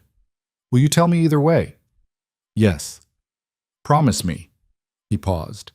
It was a small pause, but she saw it, and she was learning to see his small pauses. "I promise I will tell you either way," he said. "And I will tell you about this kind of thing, the whole way through. Anything about you that someone goes looking for, I will tell you they went looking, and I will tell you what they found. That's the deal in this house. That's the only way this works." She nodded. She did not trust her voice. Adrian watched her for a second longer, and then, quietly, he picked up his wine again, and he turned the conversation, and he said, "Inez made a dessert. She's very proud of it. You're going to have to eat some of it, or she'll be upset." "What is it?" "I don't know, something with pears. She asked me what your favorite fruit was, and I realized I didn't know, and I told her pears because pears are difficult to dislike." "Pears are fine." "Then we are saved." And he smiled at her again, that same small one-sided smile, and the pears were delicious. And Lena went to bed that night with her hands lotioned up for the first time in her life, and she slept better than she had any right to. And the next morning when she came downstairs, she found that the woman she was starting to become had already begun, whether she had agreed to it or not. The days between that dinner and Whitmore's dinner fell into a shape Lena had not expected. In the mornings, she walked. She had not walked, really, in years. Walking in her old neighborhood meant walking to something, to the bus, to the store, to the laundromat. But here she walked because there was nowhere she had to be, and because the lawn went all the way down to the lake, and the lake had a path around it. Biscuit came with her the first morning and made it 10 feet and then sat down on the gravel and yowled until she carried him back to the porch. After that, she walked alone. In the afternoons, she read. The library in the house was long and dim and smelled like paper and cedar, and the shelves went from the floor to the ceiling, and there was a rolling ladder that actually rolled, which she was delighted to find, in a way she did not let anyone see. She pulled down books at random. A history of the silk trade. A slim volume of poetry by a woman she had never heard of. A detective novel from 1938 with the pages going brown at the edges. She read in the big chair by the window. Biscuit slept on the arm of the chair. Margaret brought tea at 4 o'clock without being asked. In the evenings, she ate with Adrian. This was the only part of the day she could not predict. Some evenings he talked. Some evenings he didn't. Some evenings he asked her about her mother, and she told him things she had not told anyone, about her mother's laugh, about the way her mother had danced in the kitchen when she thought nobody was watching, about the bad Christmas when the heat had gone out and they had slept in the living room under every blanket they owned, and her mother had made it into a game. Adrian listened. He did not interrupt. He did not offer to fix anything. When she was done, sometimes he said something about something else entirely, about a book he had read, or about a man he had done business with once, or about a bird he had seen on the lawn, and she understood, after the third or fourth time, that this was how he told her he had heard her. He did not say, "Thank you for telling me." He did not say, "That must have been hard." He changed the subject gently, and he kept the things she had told him in some interior room of himself that he did not take her into, but she could tell the room was there, and she could tell he was being careful in it. Some evenings he asked her questions she didn't want to answer, and she told him that, and he moved on without pressing. Once, on the fourth night, she asked him a question back. "Your mother," she said, "Celeste said you were raised by a woman like Caroline Whitmore." Adrian, who had been about to drink his wine, set the glass down. "Celeste said that." "Yes. Celeste talks too much." She said one sentence. One is too many sometimes. He didn't answer the question. He looked at the candles. He looked at the wine. He looked finally at Lena. "My mother," he said, "was beautiful. She was intelligent. She was not kind. She did not love my father, and she did not love me, and she did not love my sister, but she understood better than any human being I have ever met what other people wanted to see when they looked at her. She built a life on that understanding. It was a very comfortable life. It did not make her happy. I don't know if anything could have." Is she still alive?" "No." "Your sister?" "Yes. She lives in Geneva. We speak twice a year. She does not like me. I don't blame her." "Why doesn't she like you?" "Because when we were children, I learned how to survive our mother, and my sister did not. And the way I survived was by becoming good at things my sister thought were shameful. She was not wrong, but she also did not at the time offer a better idea." "What things?" He looked at her. "Another time," he said quietly. "Please." And Lena did not push, because she was learning too. She was learning that the price of asking him anything was that he would answer eventually, and that the answers cost him something, and that she did not yet know what the exchange rate was. On the seventh day, the car came for them at 5 p.m. Lena had been dressed since 3. The green dress, the first of the 8, had been laid out on her bed by someone she hadn't seen, with a small pair of earrings and a pair of low black heels that Celeste had sworn to her would not destroy her feet, and that, to Lena's surprise, did not. Her hair had been cut that morning, 3 inches, exactly as Celeste had said, and she had been shown how to pin it back in a way that took her 20 minutes and looked, in the mirror, as if it had taken her 3 seconds. Her hands smelled like almond oil. Her knuckles had almost healed. She came down the main staircase at 4:45. Adrian was at the bottom of it. He was in a dark suit. Not black, a very deep, very soft gray, cut in a way that made him look taller than he was and simpler than he was. A white shirt, no tie. He had a small object in his hand, a little leather box. And when she came down the last 2 steps, he held it out. "Before we go," he said, "what is it?" "Open it." She opened it. It was a pin, a small gold pin, no bigger than her thumbnail, in the shape of a leaf. It was not flashy. It looked, in her palm, like something a grandmother might have worn. "It was my mother's," he said. "She was not a good woman. The pin is a good pin. She doesn't deserve it. I thought tonight you might wear it. Not because I want you to, because there are going to be people there who knew her. And when they see it on you, it is going to mean to them what I mean for it to mean, which is that I chose this, and I chose you, and the conversation is closed before they open it."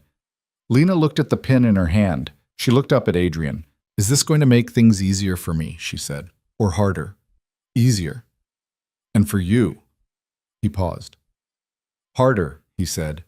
"For me it will be harder. But the harder is on my side. I can hold it. The easier is on your side. And tonight, between those two, I want the easier to be on you." She looked at the pin. She put it on, carefully, at the collar of the dress, just below the collarbone. Adrian's hands did not come up to help. He watched her do it herself, which, she was beginning to understand, was a kind of respect he gave her in 1,000 small ways, and which she had not yet met anyone else in her life who gave. She turned toward the mirror in the entrance hall. The woman in it looked for a moment like a woman who had been going to dinners like this all her life. Then Lena blinked, and the moment passed, and she was herself again, in a dress, in a borrowed pin, in shoes she did not yet know how to run in. "Okay," she said. "Let's go."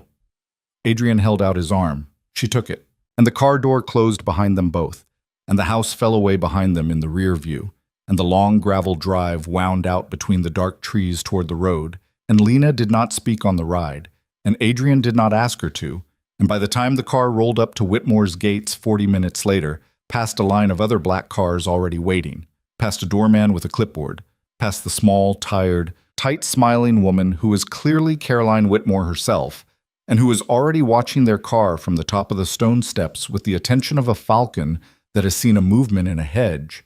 By the time the car stopped and the door opened, and Adrian offered his hand down to Lena from outside, and Lena stepped down onto the gravel in her black heels with her mother's old sneakers nowhere on her body anymore.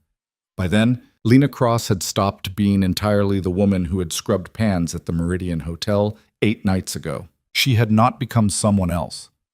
That was the strange part. She had become more of herself, a self she had been carrying quietly all along, somewhere under the flannel and the grease and the fluorescent light. She had not known she had her.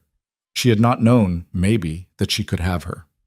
She lifted her chin. Adrian's hand closed around hers, and he drew her up beside him, and at the top of the steps, Caroline Whitmore's smile widened by a precise, practiced, deadly quarter-inch as she watched them come. "Adrian," Caroline called down, bright as a bell. "You made it, and you brought someone." Adrian smiled up at her. It was not the smile Lena had seen at dinner. It was a different smile, a polished one, a smile he had put on like a coat. "Caroline," he said. "I did." And Lena, at his side, did exactly what he had told her to do. She smiled the smile of a woman who had not quite heard. She let her eyes land on Caroline's face and pass through it. She let Adrian's hand stay at her back, warm and steady, the pin cool at her collar. They went up the steps, the doors opened, and the room, when they stepped into it, went very briefly, very certainly, very completely quiet. The small involuntary hush of 100 expensive people noticing the same thing at the same time. And then the room started up again, louder than before, the way a room does when it has decided to pretend nothing has happened. Adrian did not look at her. He said, very quietly, out of the side of his mouth, "Well done." Lena did not look at him either. She said just as quietly, "I haven't done anything yet." "You walked in," he said. That was the hard part. A waiter materialized with a tray. Adrian took 2 glasses without looking. He put one in her hand. The glass was cold. The bubbles moved in it the way small fish move. Caroline Whitmore was crossing the room toward them now, arms out, all teeth. Adrian's hand at the small of Lena's back pressed once, a signal, steady, the smallest pressure of a thumb against the fabric of the dress. Lena took a breath, and she stepped forward to meet her. Caroline Whitmore kissed the air beside Adrian's left cheek, and then, without pausing, beside his right. And then she turned her full attention on Lena the way a searchlight turns on a fence. "And you," she said. "You are." "Lena." "Lena." "Yes." "Just Lena." "Just Lena." Caroline's smile did not move, but something behind her eyes did. She extended her hand. The hand was manicured and warm and very small, and Lena shook it, once the way Celeste had told her to, a single firm pulse, no pump, no lingering. And then she let go. "How lovely," Caroline said. "I don't think Adrian has brought anyone to this dinner in—" "Adrian, how long?" "A while," Adrian said. "A while," Caroline repeated, in the tone of a woman who already knew the answer and was making Adrian say it smaller. "Well, welcome to our home, Lena. Benjamin is in the library terrorizing the senator from Ohio. He'll come out when he smells food. Please, come in, come in." She turned on her heel. The crowd parted for her without appearing to. It was a small trick. Very polished, the kind of trick Lena had seen Marco try 100 times at the Meridian and never quite land. Caroline did it without thinking. Adrian's hand stayed at Lena's back. "Breathe," he said very quietly. "I'm breathing." "Breathe slower."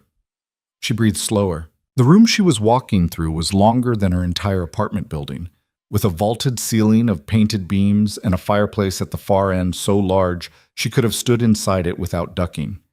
There were maybe 60 people, maybe 70. Most of the men were older than Adrian by 20 years at least. Most of the women were either the same age as their husbands, or like Caroline, much younger. Everyone held a glass. Everyone was talking. Nobody was listening. But everyone was pretending to listen, and the pretending was being done at a very high level. And Lena, walking through it on Adrian's arm, felt for the first time what Celeste had meant about daylight versus dressing rooms. In this room, everything was daylight, every flaw visible, every cuff measured, every woman cataloging every other woman's dress in passing, not cruelly, not exactly, just the way a banker counts cash. Adrian stopped by this fireplace. He took a slow sip of his champagne. He nodded at a man across the room, a tall, gray-haired man with a careful face, and the man nodded back. Adrian did not introduce her to him. He did not introduce her, she noticed, to anyone. He simply stood with her near the fire, one hand on her back, the other around the stem of his glass, and he let the room come to them instead of going to it. It took 4 minutes. A woman approached first, red-haired, about 50, in a dress Lena's eye could not help pricing at something absurd. "Adrian," the woman said, "I've been looking for you."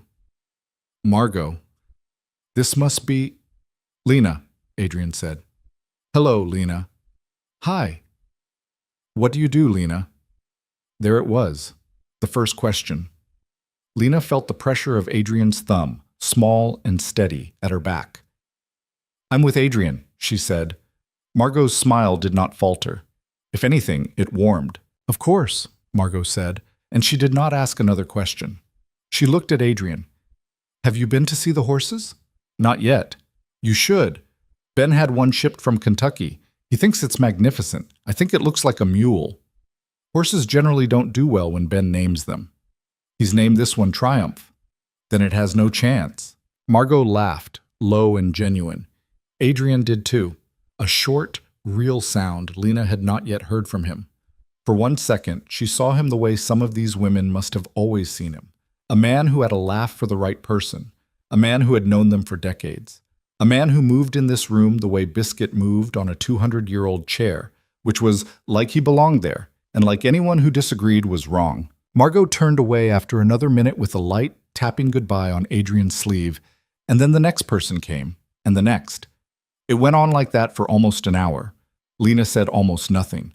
When she did say something, it was to say her name, or to say thank you to a waiter, or once, to say I'm with Adrian, which, she was beginning to understand, was a sentence with many functions, and worked on every kind of question anyone could think to ask her. The trick was the smile.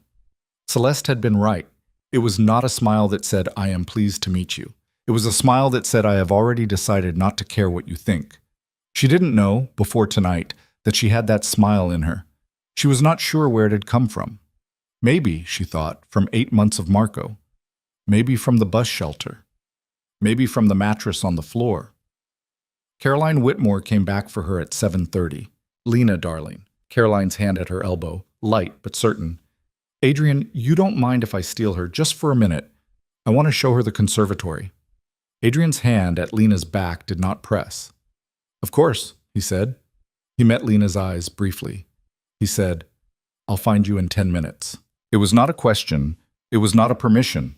It was a statement of time made in front of Caroline, and Lena heard it for what it was, a leash with a length on it, and she nodded once and let Caroline steer her away. The conservatory was off the back of the house, down a short paneled hallway, through a set of glass doors. It was full of plants Lena could not name, most of them taller than she was, and it smelled green and damp and faintly of chlorophyll, which was not a word Lena knew she knew until Caroline used it. The light in the room was low and gold and came from small lamps hidden among the leaves. There was nobody else there. "I had this built 5 years ago," Caroline said, "when we married. Ben doesn't come in here. He hates plants. He says they eat the oxygen. I tell him plants make oxygen. He tells me not to correct him.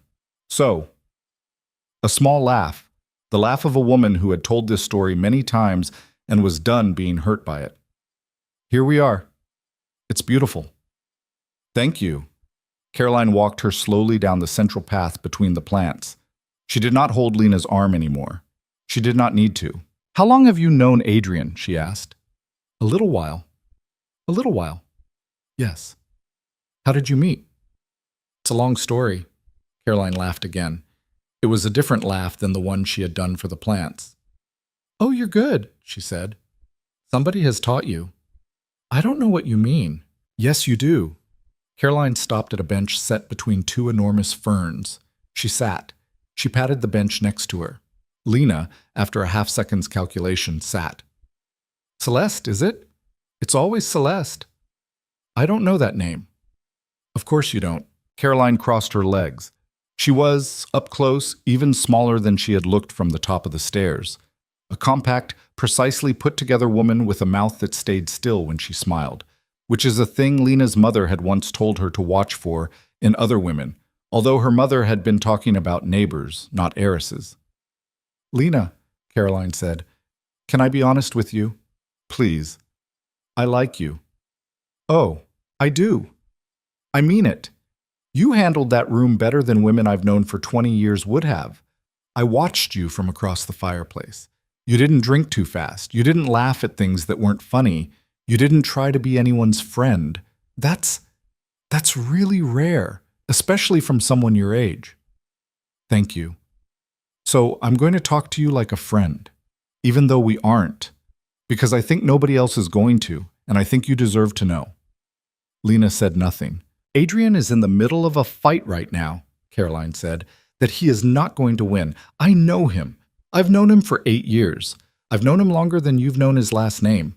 He has a way of taking on things he can't lift, and the last time he did it, it cost him people. People he cared about. There's a woman in Portland who used to sit where you're sitting, and she had to leave the country for 3 months afterward because of what happened while she was here. Did he tell you her name? No.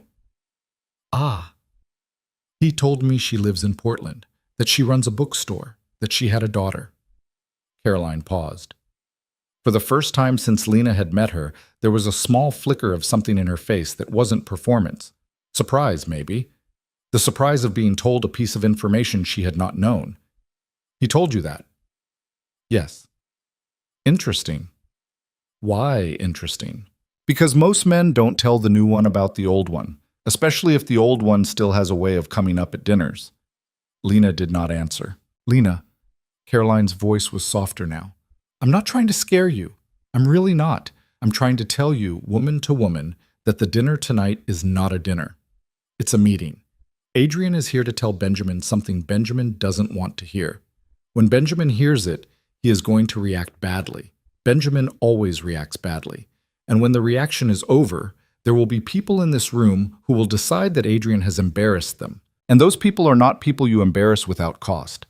Do you understand what I'm telling you? Duple? I think so. What I'm telling you is that in 3 weeks, or 4, or 8, there is going to be a night, and you'll remember this conversation. There's going to be a night when Adrian doesn't come home on time. And then there's going to be a week when he doesn't tell you where he's been. And then there's going to be a morning when someone knocks on the door of that big quiet house of his at 6 in the morning. And it's going to be a man with a badge, or it's going to be a man without one. And either way, you're not going to like what he has to say. Lena looked at her. And you're telling me this? Lena said. Because you seem like a girl who deserves to know before, instead of after. That's kind of you. I'm not kind. No, Lena said. I didn't think you were. Caroline smiled. It was a small smile, almost rueful. There it is, Caroline said. I was wondering if you had that in you. I think you were testing for it. I think I was. They sat for a moment. A drop of water fell from somewhere in the ferns behind them and made a small clean sound against a stone. Caroline? Yes. I know what you're doing. Oh, darling, I know you do. You're trying to get me to go home tonight, or tomorrow, and tell him I'm done, and leave his house. and take a small settlement, which you will then help me understand I deserve to be bigger, and which will then become your lever on him for the next thing you want, which is not me, because you don't want me. You've never wanted me.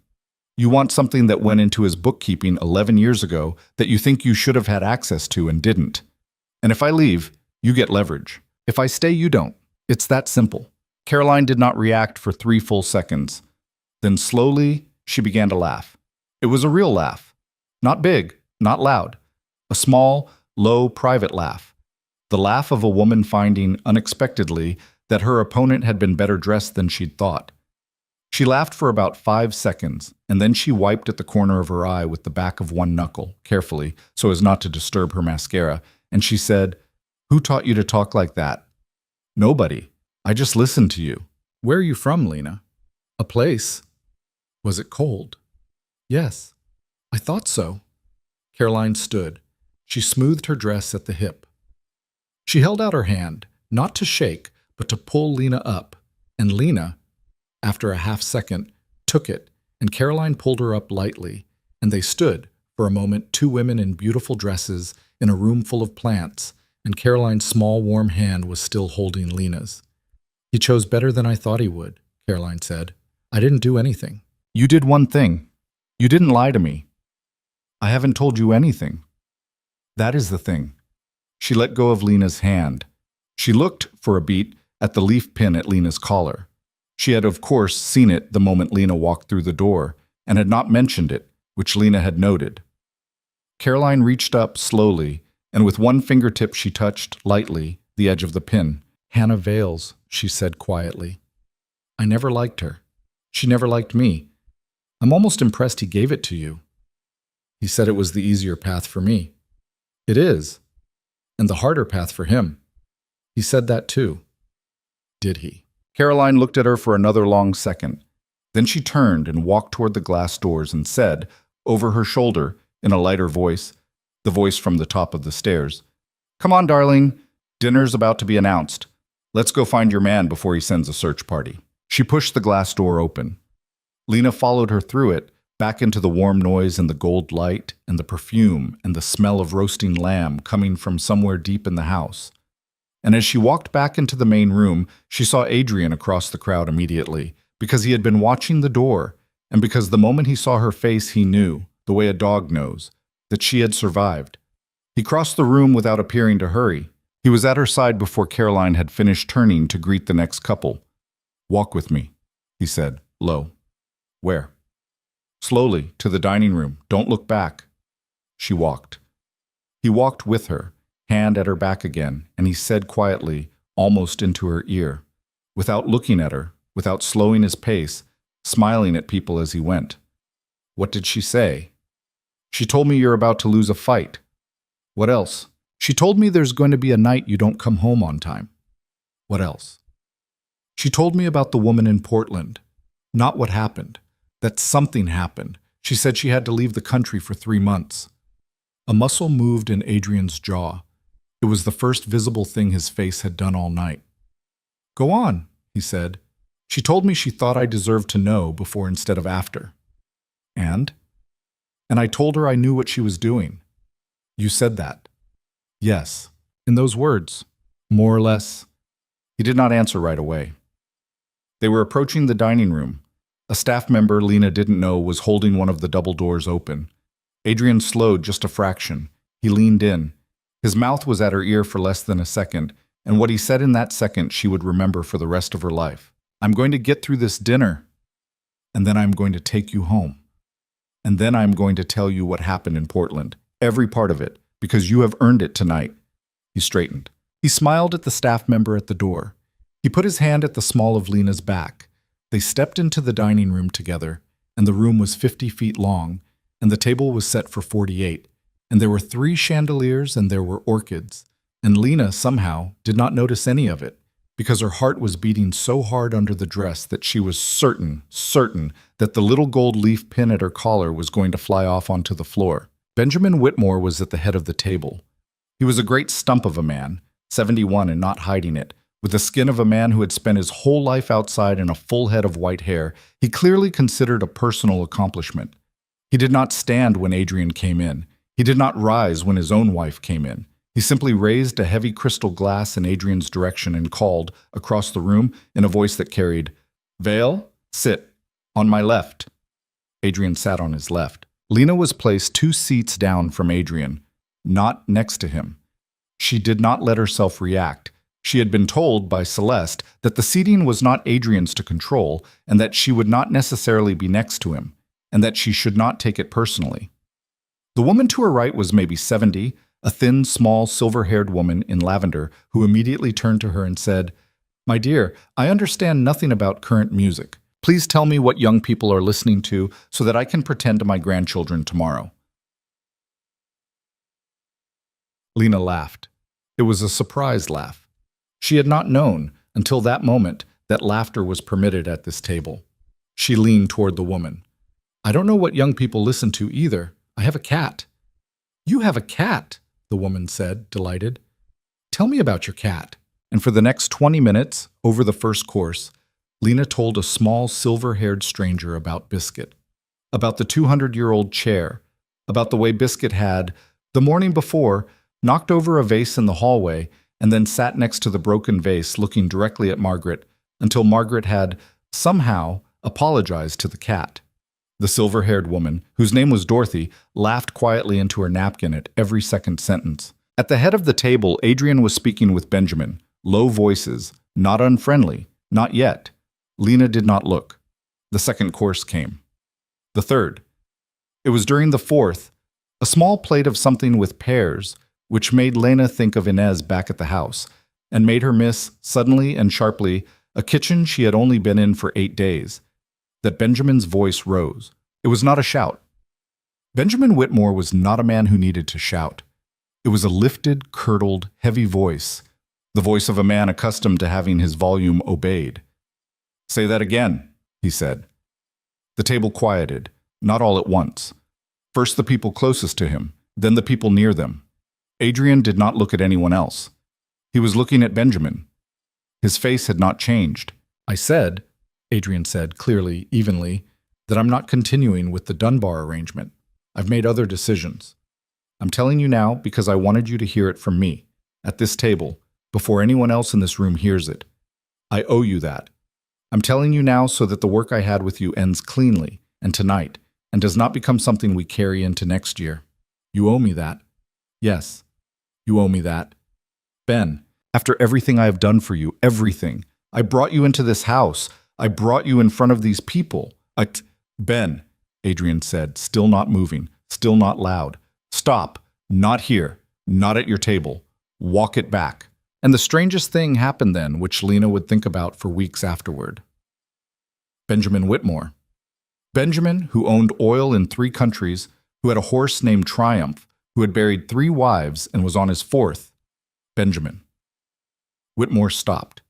He did not stop because he wanted to stop. He stopped because Adrian's voice had gone very soft, and the soft voice had sat him down like a hand on a shoulder. Benjamin stared at Adrian for 4 seconds. Then he said quietly, "We'll talk after dinner." "Of course." "In the library?" "Of course." Benjamin picked up his glass. He drank from it. The conversation at the table, which had paused, resumed all at once the way a flock of starlings resumes after a hawk passes through. Dorothy, beside Lena, said softly, "Oh dear," and then went right back to telling Lena about a dog she had owned in 1968. Lena let her eyes go, just once, to Adrian. He did not look at her, but he reached very casually for his water glass, and he drank from it, and as he set it back down, his little finger, deliberately, briefly, touched the base of her wine glass, 2 seats down, and it was the smallest thing in the world. And it meant, "I see you, I'm here, I'm fine," and Lena understood it without having been taught. She touched the stem of her wine glass back very lightly with one fingertip. She did not know if he saw.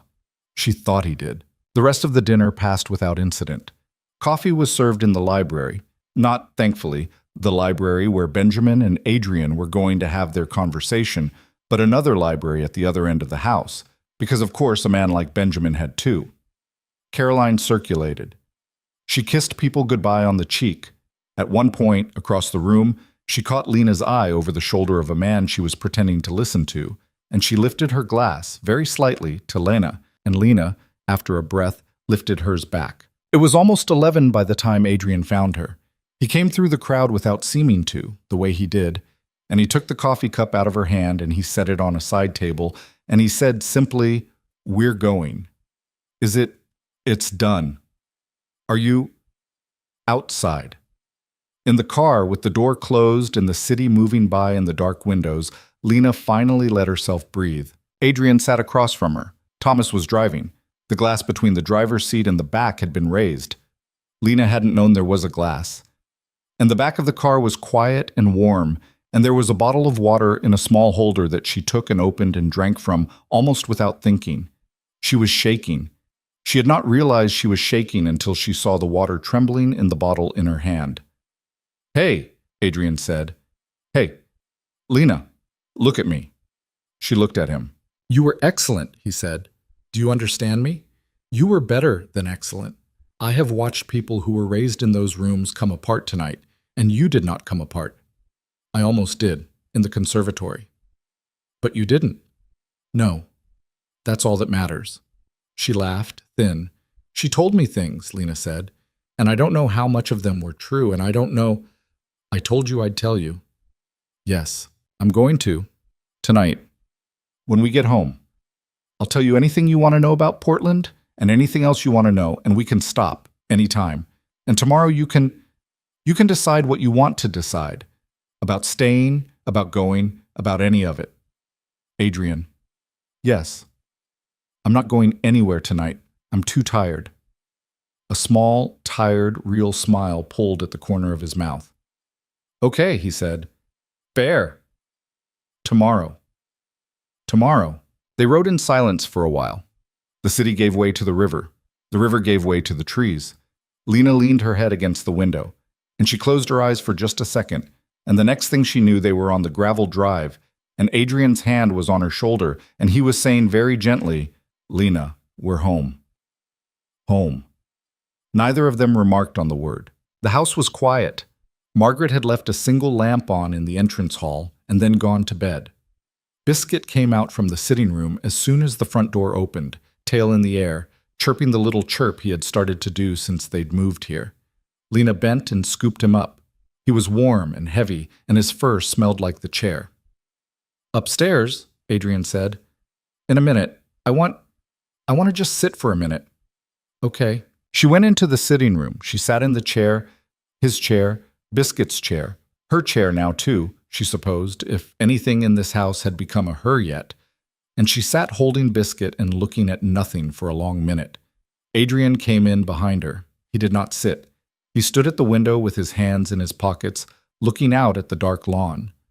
"You asked me," he said without turning, "why I do this." "Yes."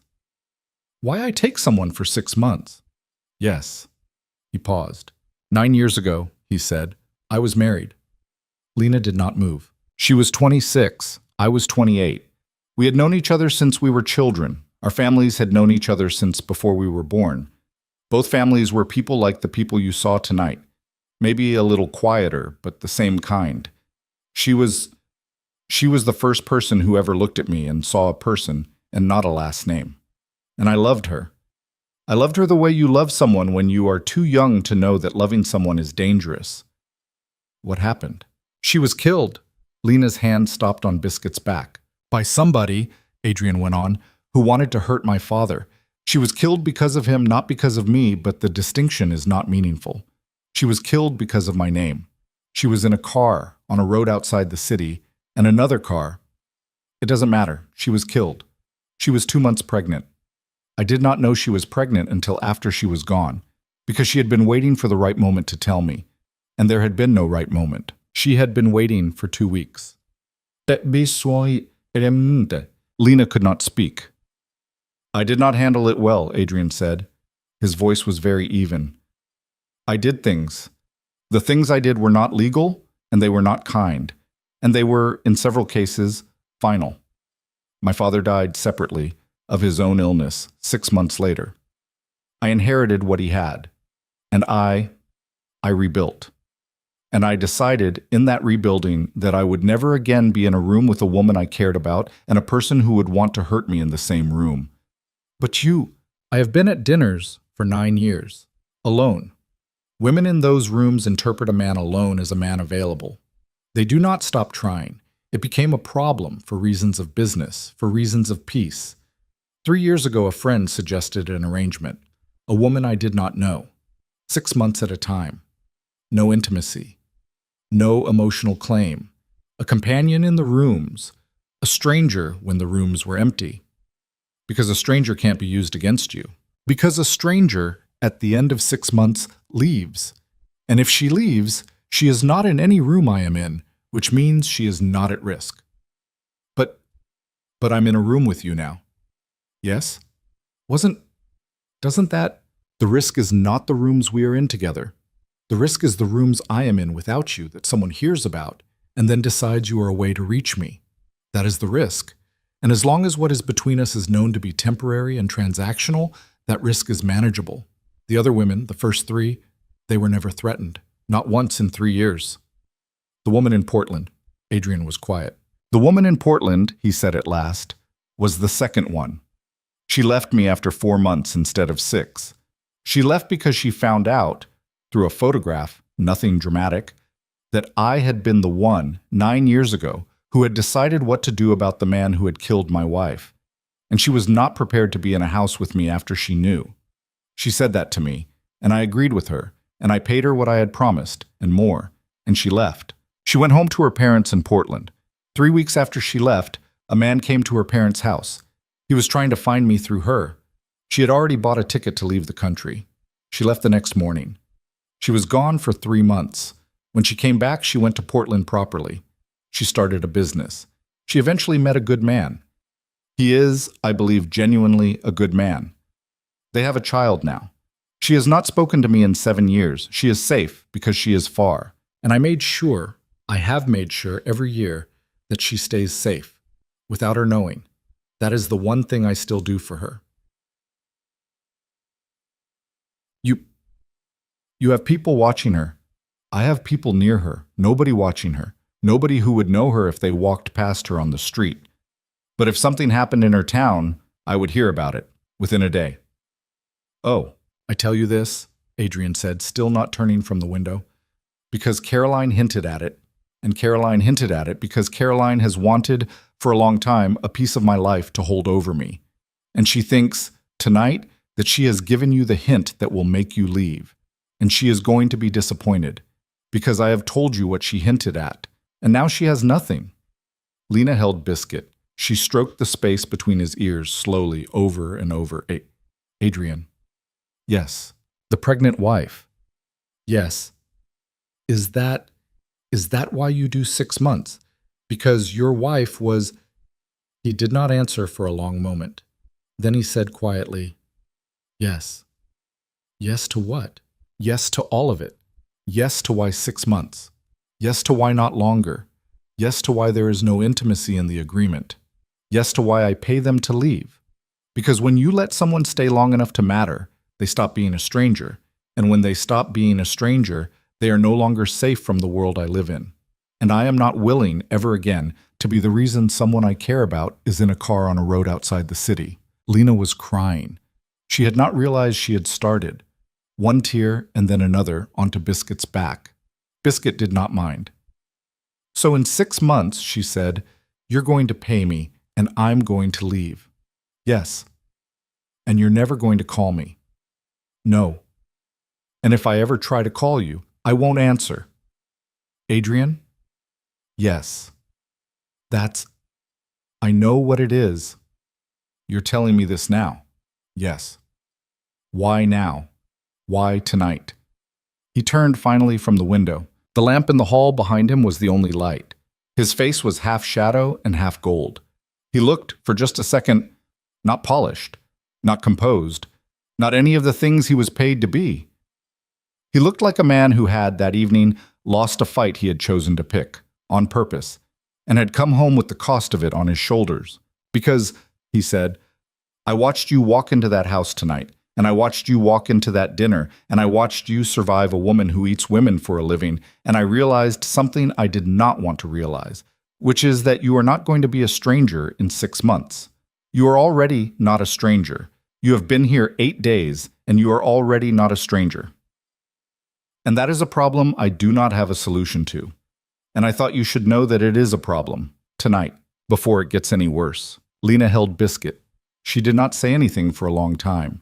Adrian, across the room, did not move. Outside, somewhere on the lawn, a nightbird called once, and then did not call again. "Okay," Lena said, finally, quietly. "Okay." She didn't know what she meant by it. He didn't ask. She stood up, holding the cat.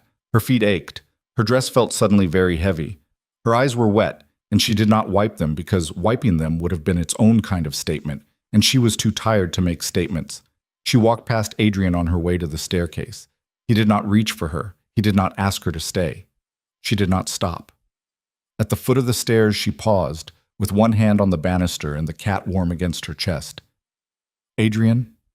"Yes. Thank you for telling me." He did not answer right away. "Good night, Lena," he said finally. "Good night, Adrian." She went up the stairs.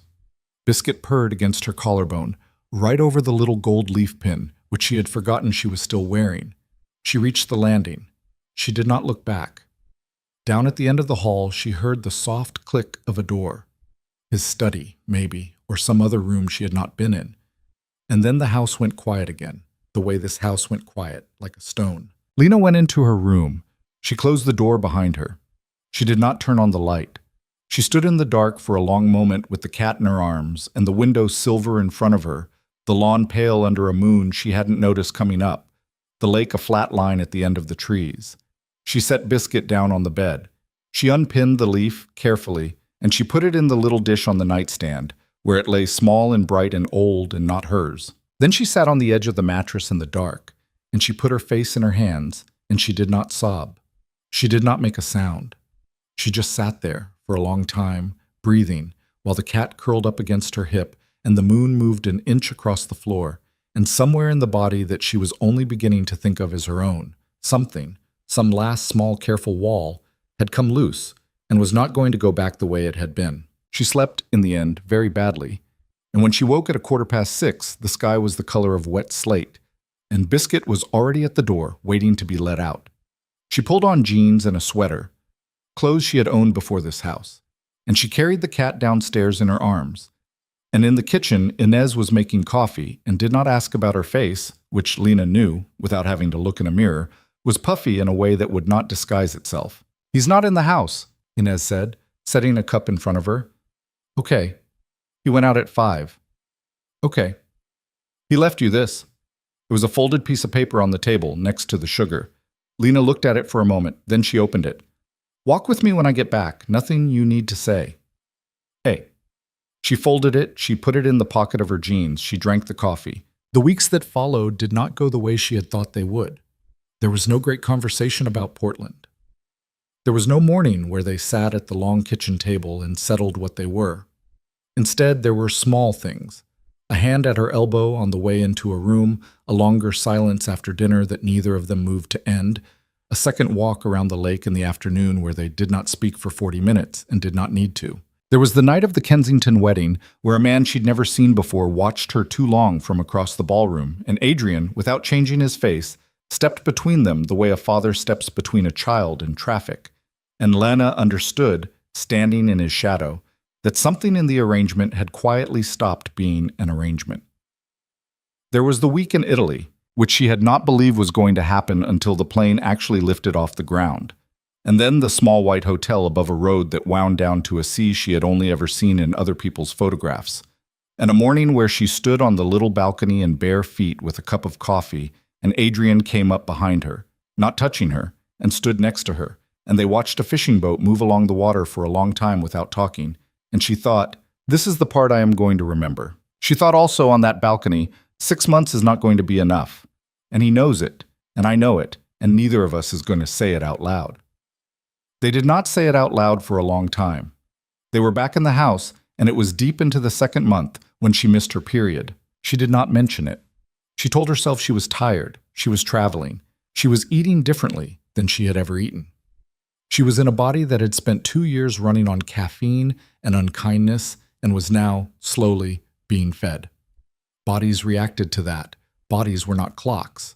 She knew this. She told herself this for 11 days. On the 12th day, she walked into a drugstore in a town she was not known in, while Thomas waited in the car, and she bought a box with 2 tests in it. And when she was back at the house, she locked herself in the bathroom off her bedroom and followed the instructions on the back of the box. And she set the stick on the edge of the sink, and she sat on the cold tile floor with her back against the tub, and she waited the 3 minutes, which were the longest 3 minutes of her life. When she picked up the stick, her hand was not shaking. That was the part she would remember. She sat there for a while, on the bathroom floor, holding the little piece of plastic. And the first thing she felt, before anything else, before panic, before joy, before fear, the first thing was a kind of tired clarity, the kind that comes after a long day when there is finally nothing more to decide. Then the other things came, all at once. She did not tell him that day. She did not tell him the next day. She told herself she was waiting for the right moment, and she was lying to herself about that, because she had been in this house long enough to know that there was never a right moment for anything, and that the right moment was usually the moment you forced yourself to open your mouth. But she also knew what she was going to break, or try not to break, when she told him. He had already told her what he had lost the last time a woman had tried to tell him this. He had told her in the sitting room, in the dark, 9 weeks ago, and she had not forgotten a single sentence of it. She decided she would tell him on Sunday. It was Thursday. She gave herself 3 days to hold it in her own hands first. She did not get 3 days. It was Friday afternoon, a little after 2, and she was walking on the path around the lake because she could not sit still, and Biscuit, who had recently started following her the whole way around the lake, instead of quitting at the porch, as if some piece of the cat had finally decided to commit, was on the path 10 feet ahead of her, and she was watching the cat, not the path, when a man stepped out of the trees. He was not one of Adrian's people. She knew that immediately. She did not know how she knew. Something about the way he held his shoulders. "Miss Cross," he said. She stopped. "Don't run," the man said. "Please, I'd rather not chase you. I've got a bad knee." He was maybe 40. He was dressed in dark clothes that were not remarkable, and he had a face that would have been easy to forget if he had let her forget it. And he was standing between her and the path back to the house. "Who are you?" she said. "A man with a question. I only need one answer. Then I'm gone." "What's the question?" "Where was Mr. Vale on the 14th of last month between 9 and midnight?" She did not answer. "Miss Cross." "I don't know." "You do?" "I don't." "You were with him." "I was asleep." "At 9? "I was tired." He smiled. It was not a mean smile. It was patient. It was the smile of a man who had done this many times and was willing to do it once more if he had to. "Okay," he said. "Let me make it easier. I'm going to tell you where he was. I'm going to tell you what he did. And I'm going to ask you, after I tell you, if you want to be in a house with a man who did that. And if the answer is no, I can make the next part of your life much shorter and much easier than the next part of your life is currently going to be. Because the people who sent me are going to find out what he did, Miss Cross. Everyone is going to find out. The only question is whether you're standing next to him when they do, or whether you had the sense to move." Biscuit, up ahead, had stopped and was looking back at her. Lena did not look at Biscuit. She looked at the man. She thought, very clearly, "I am pregnant." And then she thought, "He cannot know that." And then she thought, with a kind of calm that surprised her, "He is not going to touch me, because if he were going to touch me, he would already have touched me. And he is still talking, which means he still thinks I can be moved." She said evenly, "Get off this property." "Miss Cross, you're on private property. You're going to turn around and walk back to wherever you came from. I'm going to walk back to the house. If you try to follow me, I'm going to scream and I'm going to be heard, because there are people on this property who are paid very specifically to hear me scream. And those people are going to find you, and I don't think you're going to like what happens after that." The man tilted his head. "Who taught you to talk like that?" "Nobody." "Somebody." "Nobody." He looked at her for a beat. She could see him doing the calculation, the weight of pressing her against the weight of running, and she could see in his face the moment he decided. "Fair enough," he said. "I'll find you another time." "No, you won't. Miss Cross, you won't. Because you are going to go home tonight, and you are going to tell whoever sent you that I didn't break, and they are going to decide I'm not worth the second try.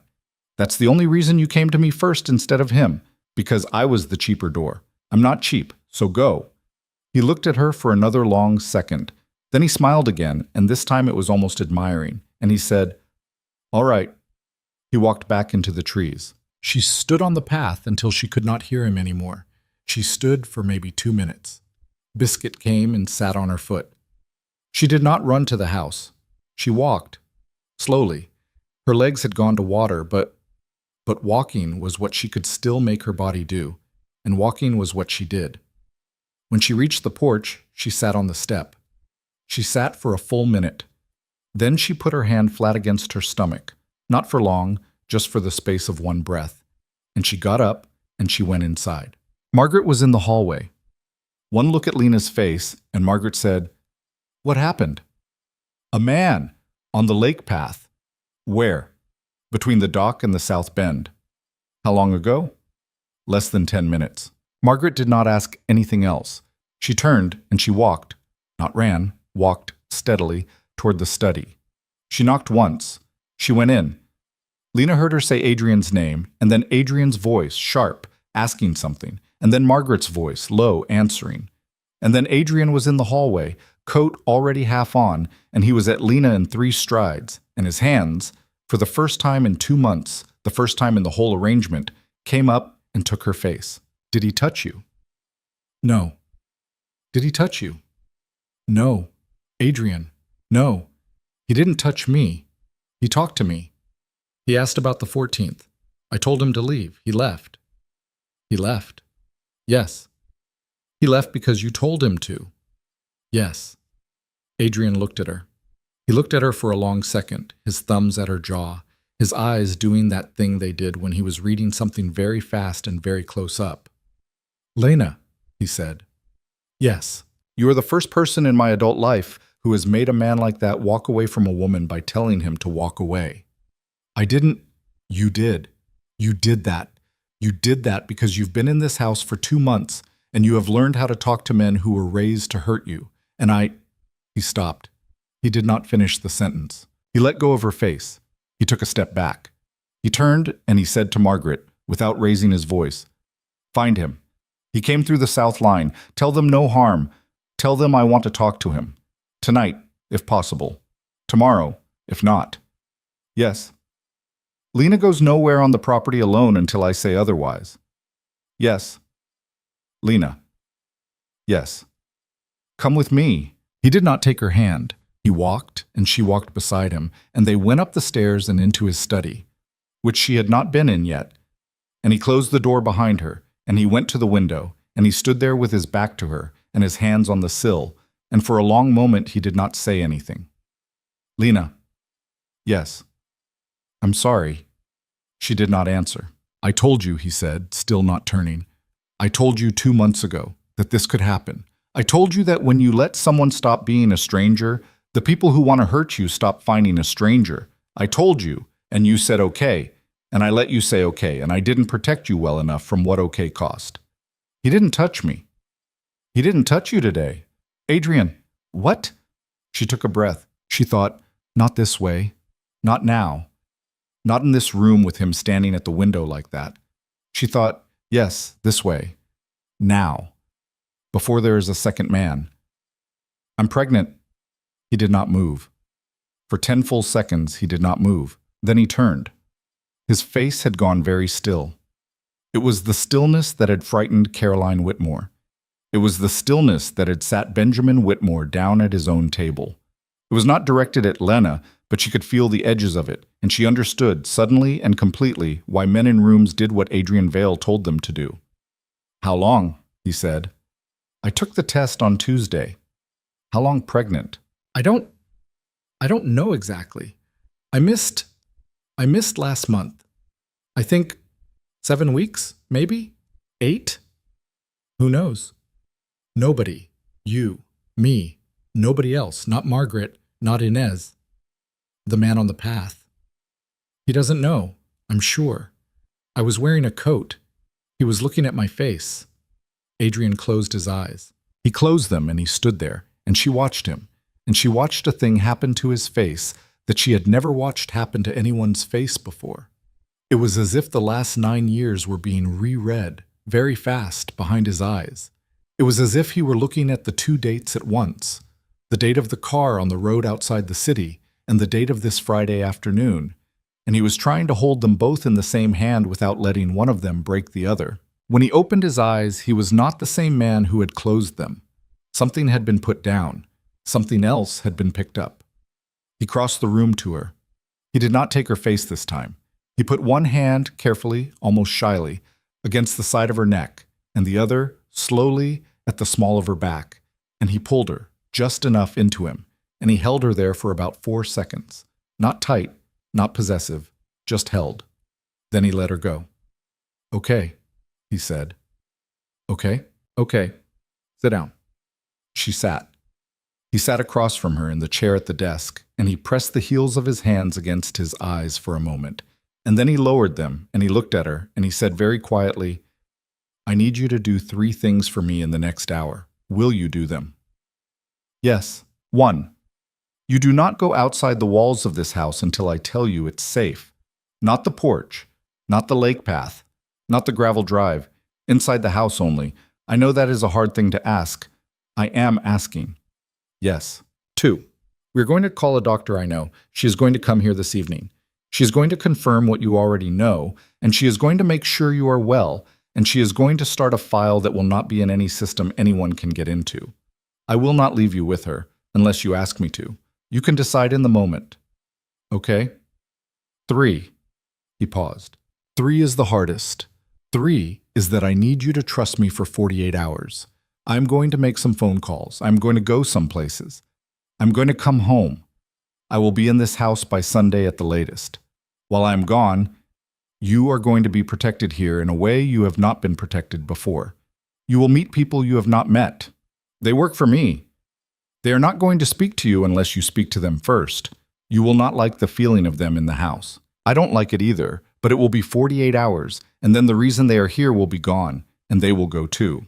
I'm not going to tell you. Adrian, I'm not going to tell you because I told you once that on nights when I did things, I would ask you not to ask, and this is one of those nights, and I am asking. If I ask anyway, then I'll tell you.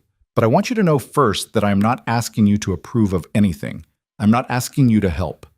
I am asking you to let me be the one who handles this, because this is what I was built for, and because the cost of handling it is a cost I am, for the first time in 9 years, very willing to pay. Because of me. Because of both of you. She did not cry.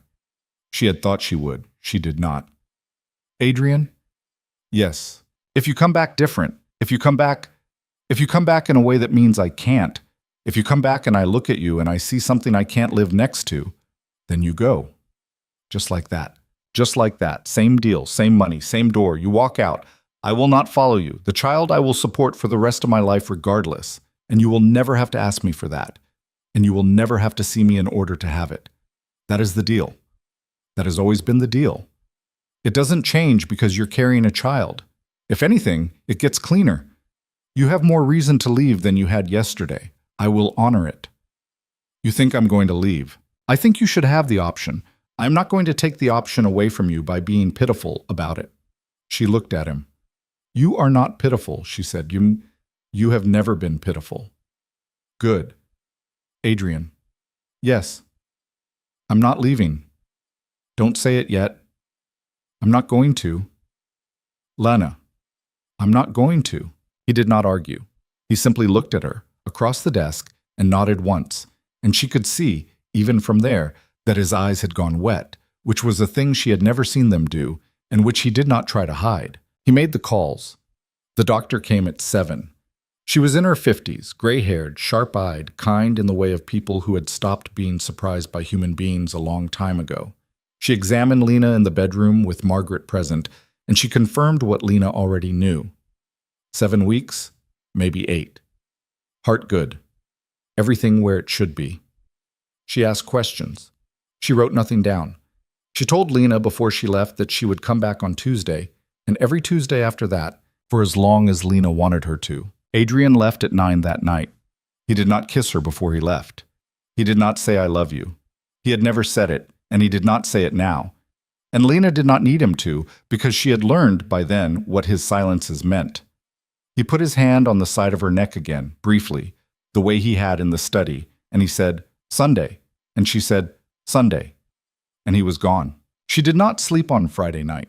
She did not sleep on Saturday night either. Not really. There were men in the house. Quiet men. Polite men. Men who nodded when she passed them, and who did not look at her twice, and who had guns under their jackets that she was not supposed to see and saw anyway. Margaret moved through the house like a woman who had lived through this before, because she had.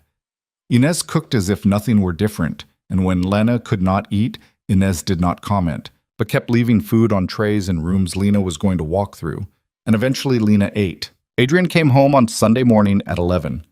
Lena was in the kitchen. She heard the car. She heard the door. She did not stand up. She did not run to him. She sat at the long wooden table with her hands around a cup of tea, and she waited.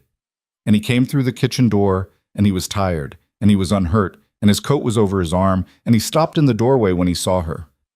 "You're still here," he said quietly. "I told you I was going to be." "I know. I'm still here." He crossed the kitchen. He did not sit. He stood next to her chair, and he looked down at her, and he said, "It's done." "What's done?" "The reason he was on the path. The people who sent him. It's done. They are not going to come again. I can tell you the shape of it later if you want. I won't tell you now because you are tired and because you have not asked. Are you okay?" He did not answer immediately. "I'm not proud of the last 36 hours, he said. "I am not ashamed of them either. I did what I said I would do. I did it the way I have been doing things for a long time. I hoped, for 2 months now, I have hoped, that I would not have to do anything like it again. The hope was premature. I'm sorry it was premature. I'm not sorry it is done." "Adrian." "Yes, sit down." He sat down. She reached across the table. She took his hand. His hand was cold. She held it between both of hers, and she looked at him, and she said, "I need to tell you something, and then I need you to listen before you say anything back." "Okay. I am not going to pretend I don't know what you did this weekend. I am not going to ask. I am going to know, and I am going to have to live with knowing. And I don't know yet if I can live with it in a way that doesn't sour me, in a way that doesn't make me, in 20 years, a woman who looks at her own husband across a breakfast table and remembers what he went away for on a Friday afternoon when she was 8 weeks pregnant. I don't know if I can do that. I don't know if any woman can do that well. I'm telling you that because you deserve to hear it, because I don't want to lie to you by pretending everything is simple now, just because you came back in one piece. Okay, I'm not done. Okay, but, and this is the part, I know, Adrian, the way I know my own hand is my hand, that the man you came back as this morning is a man I want near me, and near this child. And I don't think the man you are is the man you did the weekend as. I think the man you did the weekend as is a man you became 9 years ago, for a reason, and he is still useful to you, and he is still, sometimes, the thing that keeps other people alive. And I am not going to be the woman who pretends that man is not in you. And I am not going to be the woman who asks you to kill him. Because the night that man is dead is the night somebody comes for us, and there is nobody in the house who knows what to do." He was looking at her. He was not speaking. "So, here is what I want. I want to stay. I want to have this baby. I want us to...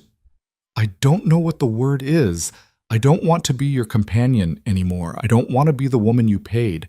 I want to be something else, and I don't know the word, but you know what I mean. I know what you mean. I want you to tell me, always, when you have done the thing. You don't have to tell me what, but you have to tell me that. You come home on a Sunday at 11, you sit down at this table, you say, it's done. And I know, and I don't ask, and I don't forget. I carry it quietly. That's the deal, on my side. I carry it quietly, for the rest of our life, and I never throw it at you, and I never use it, and I never forgive you for it in a way that means it didn't happen, because it did happen, and I'm not going to pretend. But I stay. He was still looking at her. His eyes, she realized, were wet again. He was not fighting it this time. Lena, I'm not done. Okay, on your side. On your side, you stop trying to leave doors open for me. You stop telling me every 2 weeks that I can walk. I know I can walk. You told me I could walk on the first night in my kitchen, and you told me again when I got in the car, and you told me again in the study on Friday. I know. I've always known. So stop. Because every time you tell me I can walk, you are telling me, a little, that you expect me to, and I am not going to. And I need you to start, slowly, expecting me to stay. Because if you don't expect it, I'm going to spend the next 40 years of my life having to prove it, and I don't have that in me. Nobody has that in them. He closed his eyes. When he opened them, he said, okay. Just okay. Yes. That's all. That is all. You said it better than I would have. There is nothing I need to add, except that I love you, Lena. I have not said it, and I am going to say it once this morning, at this table, and then I am going to stop saying it for a while, because I don't want it to become a thing I say to you when I come home from a Friday, instead of a thing I say to you on a Tuesday. I love you. I have loved you since you told Caroline Whitmore what she was doing in a room full of ferns. I did not tell you because I did not think you were going to stay. I thought you were going to be the fourth woman who went home to a different city and built a different life. And I thought that telling you I loved you was a way of making that harder for you than it needed to be. I was being careful with you. I see now that I was being careful in a way that did not treat you like an adult. I am sorry for that. She was crying now. She had not cried on the lake path, and she had not cried in the study, and she had not cried through the whole weekend of men in the hallway, and now she was crying, and she did not wipe her face. Adrian, yes, I love you too. I know. You know. I've known for a while. Since when? Since you told me on the second night that you wanted a day in the house before all of it, because the women before you, none of them would have asked for a day. They all wanted to start. You wanted to sit. That's a strange thing to fall in love with somebody over. It's a strange house. It was a strange thing to ask for. It was the right thing to ask for. She laughed, a wet little laugh, and he laughed too, a very small one, and they sat there at the kitchen table, in the late morning sun, holding hands, and Biscuit, who had been on the windowsill the whole time watching them, yawned. The weeks after that were, in a way she had not expected, ordinary. She had thought, when she imagined her life before she understood her life, that this kind of turn would announce itself, that it would be all edges, that every morning she woke would feel different from the morning before. But it was not like that. Mostly it was slow. Mostly it was Inez making toast and Margaret doing the accounts and Thomas driving her to a doctor's appointment in town, and Adrian working in the study with the door half open so she could walk in whenever she wanted. Mostly it was Biscuit getting older and slower and still, on good afternoons, galloping up the stairs ahead of her like he was 3.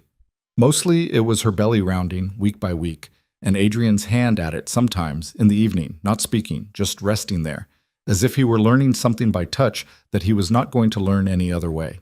They got married in March, at the house, with 11 people. Margaret cried. Thomas did not cry, but his mouth moved in a way that, for Thomas, was crying.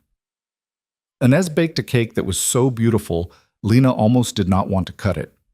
Biscuit wore a small bow tie, briefly, and then removed it in protest. Adrian's sister flew in from Geneva and did not speak much, but she held Lena's hand during the ceremony and said, in the kitchen afterward quietly, "He's better than he was. Thank you." And Lena said, "He did it himself. I just watched." And Adrian's sister looked at her for a long second and said, "No, you didn't." The baby came in May. It was a Tuesday. It was raining, the way it had been raining on the night Lena had first met Adrian in the kitchen at the Meridian Hotel. A thin, steady rain that washed the windows clean.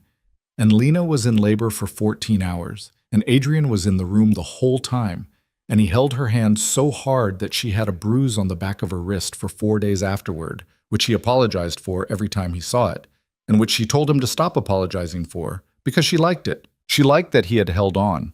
Holding on was a skill he had not been born with. They named her Elena, after Lena's mother, who had been Evelyn, but also, Lena thought privately and never said out loud, a little bit for Lena herself, because she had started, in the last year, to believe she had been two people her whole life, and the Lena who had come into this house had been the one who was finally given room to walk around. Adrian held the baby in the hospital room 10 minutes after she was born. He held her the way he had never in his life held anything, tentatively, precisely, with both hands around her like a cup of something too hot to drink. He was crying without realizing he was crying. He said, looking down at his daughter, "Hello, hello. Hi, hi there." And his voice broke on the third hi, and Lena watched him from the bed, and she thought, this is the whole thing. This is the whole reason any of this happened. If anyone ever asks me why, this is the answer. She thought also, 6 months ago I was scrubbing pans. She thought Marco is probably, right now, still yelling at somebody. She thought, Mrs. Ochoa in 2B doesn't even know where I went. She had written to Mrs. Ochoa eventually. She had sent a card, and then another card. She had sent money, once, without her name on it, the way rich people in movies did, except Lena had not been able to help herself and had included a small note that said from Lena upstairs, "Biscuit says hi." Mrs. Ochoa, according to Margaret, who had somehow found out these things without Lena asking, had framed the note. 3 days after Elena was born, Lena came home to the house that had been waiting for her. She came up the gravel drive in the back of Thomas's car with her daughter in her arms. And when the car pulled around the courtyard, Margaret and Inez were both on the steps. Margaret with her hands folded, Inez with an apron still on. And Biscuit was on the low wall beside them, upright, tail curled around his paws, looking exactly like what he was, which was a cat who had been waiting for his person to come back. "Welcome home, Miss Elena," Margaret said quietly to the baby, and Inez stepped forward and took the baby for just long enough that Lena could get out of the car. And there was no speech about it, no big moment, just the particular rough warmth of being handed your baby back on your own front steps by a woman who had been, slowly, for almost a year, the closest thing to family Lena had left. There are things, Lena came to believe in the years after, that a person can only learn one way. She had grown up believing that safety was a door with 3 locks and a bat behind it. She had grown up believing that love was a thing men said to you to get you to do something, and that if a man had said it to her without wanting anything, she would have known he was lying. She had grown up believing that her life was going to be small, not because she was small, but because small was what her pocket could afford. And she had made peace with that the way you make peace with a low ceiling in a room you can't leave. What she had not known, what she had not been in a position to know, was that some doors did open, and some of the doors that opened were the wrong doors, and some of them were the right doors. And you could not always tell which was which on the first night, and sometimes you had to walk through anyway. She had walked through Adrian Vale's door because her mother's hospital bill had been bigger than her life, and she had stayed in his house because his kitchen had smelled like someone wanted her to eat, and she had married him because he had learned, in 2 months, how to stop offering her the exit every time he was afraid, and she had stayed married to him because he kept, year after year, doing the one thing she had asked him to do, coming home on a Sunday at 11, when he had been away on a Friday, sitting down at the long wooden table and saying it's done. She carried it quietly. She had promised she would. Elena grew up in that house. She learned to walk on the rug in the sitting room where Biscuit had claimed the 200-year-old chair, and Biscuit, who did not, it turned out, die as soon as the vet had once feared, but lived another 6 good years on prescription food and warm laps, was her first friend. She had her grandmother's name and her father's gray eyes and her mother's careful, stubborn mouth. And she grew up, mostly, like a girl who did not know exactly what her family was. And her parents agreed, without ever saying it in words, that this was for the best, for a while. And one night, when Elena was almost 5, Lena stood at the window of the upstairs hall, looking out at the lawn, and Adrian came up behind her and put his hand lightly on the back of her neck, and she said without turning, "Do you ever think about how it started?" "Sometimes." "Would you do it again?" He was quiet for a moment. "I wouldn't do most of it again," he said. "I wouldn't walk into a kitchen in the middle of the night and hand a woman a card and think that was a clean thing to do to her. I wouldn't pretend for 2 months that I hadn't fallen in love with her. I wouldn't make her ask me to expect her to stay. I did a lot of things wrong, Lena. I did them because I didn't know how to do them right. If I had known how to do them right, I would have. But you'd still come. He thought about it. Yes, he said. I'd still come. I'd just come in the front door in the morning with flowers, like a person. She laughed, a short, quiet laugh, and she leaned back against his chest and down on the lawn, somewhere in the dusk. Their daughter was running with the dog they had gotten the year before. A large, slow-witted creature who adored Elena in a way Biscuit, watching from the porch, considered embarrassing. And Lena watched her daughter run, and she thought about her own mother, who had not lived to see any of this, and who would have probably hated the house and loved the child, and made peace with Adrian over a very long period of time, and possibly never entirely. And Lena thought, you gave me everything, Mom, in the end. You did. It just took a while to land. Adrian. Yes. Thank you for coming to the kitchen that night. Thank you for not throwing the card away. I almost did. I know. You don't know. I do. I called Thomas the next morning at 7. He told me you hadn't called yet. I told him to drive to your building anyway and wait, just in case. You never told me that. I know. She smiled against his shoulder. You were sure I'd call. No. I was hopeful you would. There's a difference. Sure is what you have when you already know. Hope is what you have when you don't, and you show up anyway. She stood at the window for a long time, with his hand warm on the back of her neck, and their daughter screaming with laughter on the grass below, and behind them somewhere the old cat sleeping in the dark, and the house, the strange quiet house she had walked into one gray morning a long time ago, carrying a duffel bag and a carrier and a life she had not expected to keep, settling around them all, the way a house does when the right people finally live in it. She had been invisible once. She remembered that.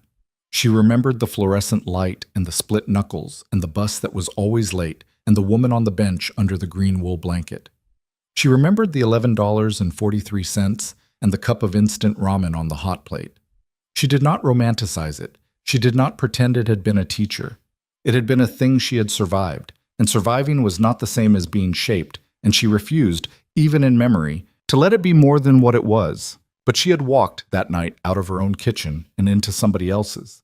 And the walk had been 6 paces, and it had taken 6 months, and then 6 years, and it had been, in the end, worth every pan, every bus, every rain, every rent, because it had ended here, with a daughter she could hear laughing through a second-story window, and a man at her back who had stopped telling her she could leave, and a life that had started as a deal between strangers and had, without her exactly noticing when, become the only life she could imagine having had. Outside, the dog barked. Elena shouted something back at him, in the language children invent when they are too happy to use the ones they know. Lena turned in Adrian's arms. Come on, she said. Come downstairs. It's almost dark. She'll want you to carry her in. She can walk. She can. But she'll want you to. Fine. He kissed the top of her head. Once. Unhurried. The way he had been kissing her for years, as if there were no reason to rush, because there wasn't, because they were here, and they were going to be here in the morning, and in the morning after that. They went downstairs together. The house held them, the way a house holds the people who have finally decided to stay. And outside, on the lawn, in the long blue dusk, their daughter was still running.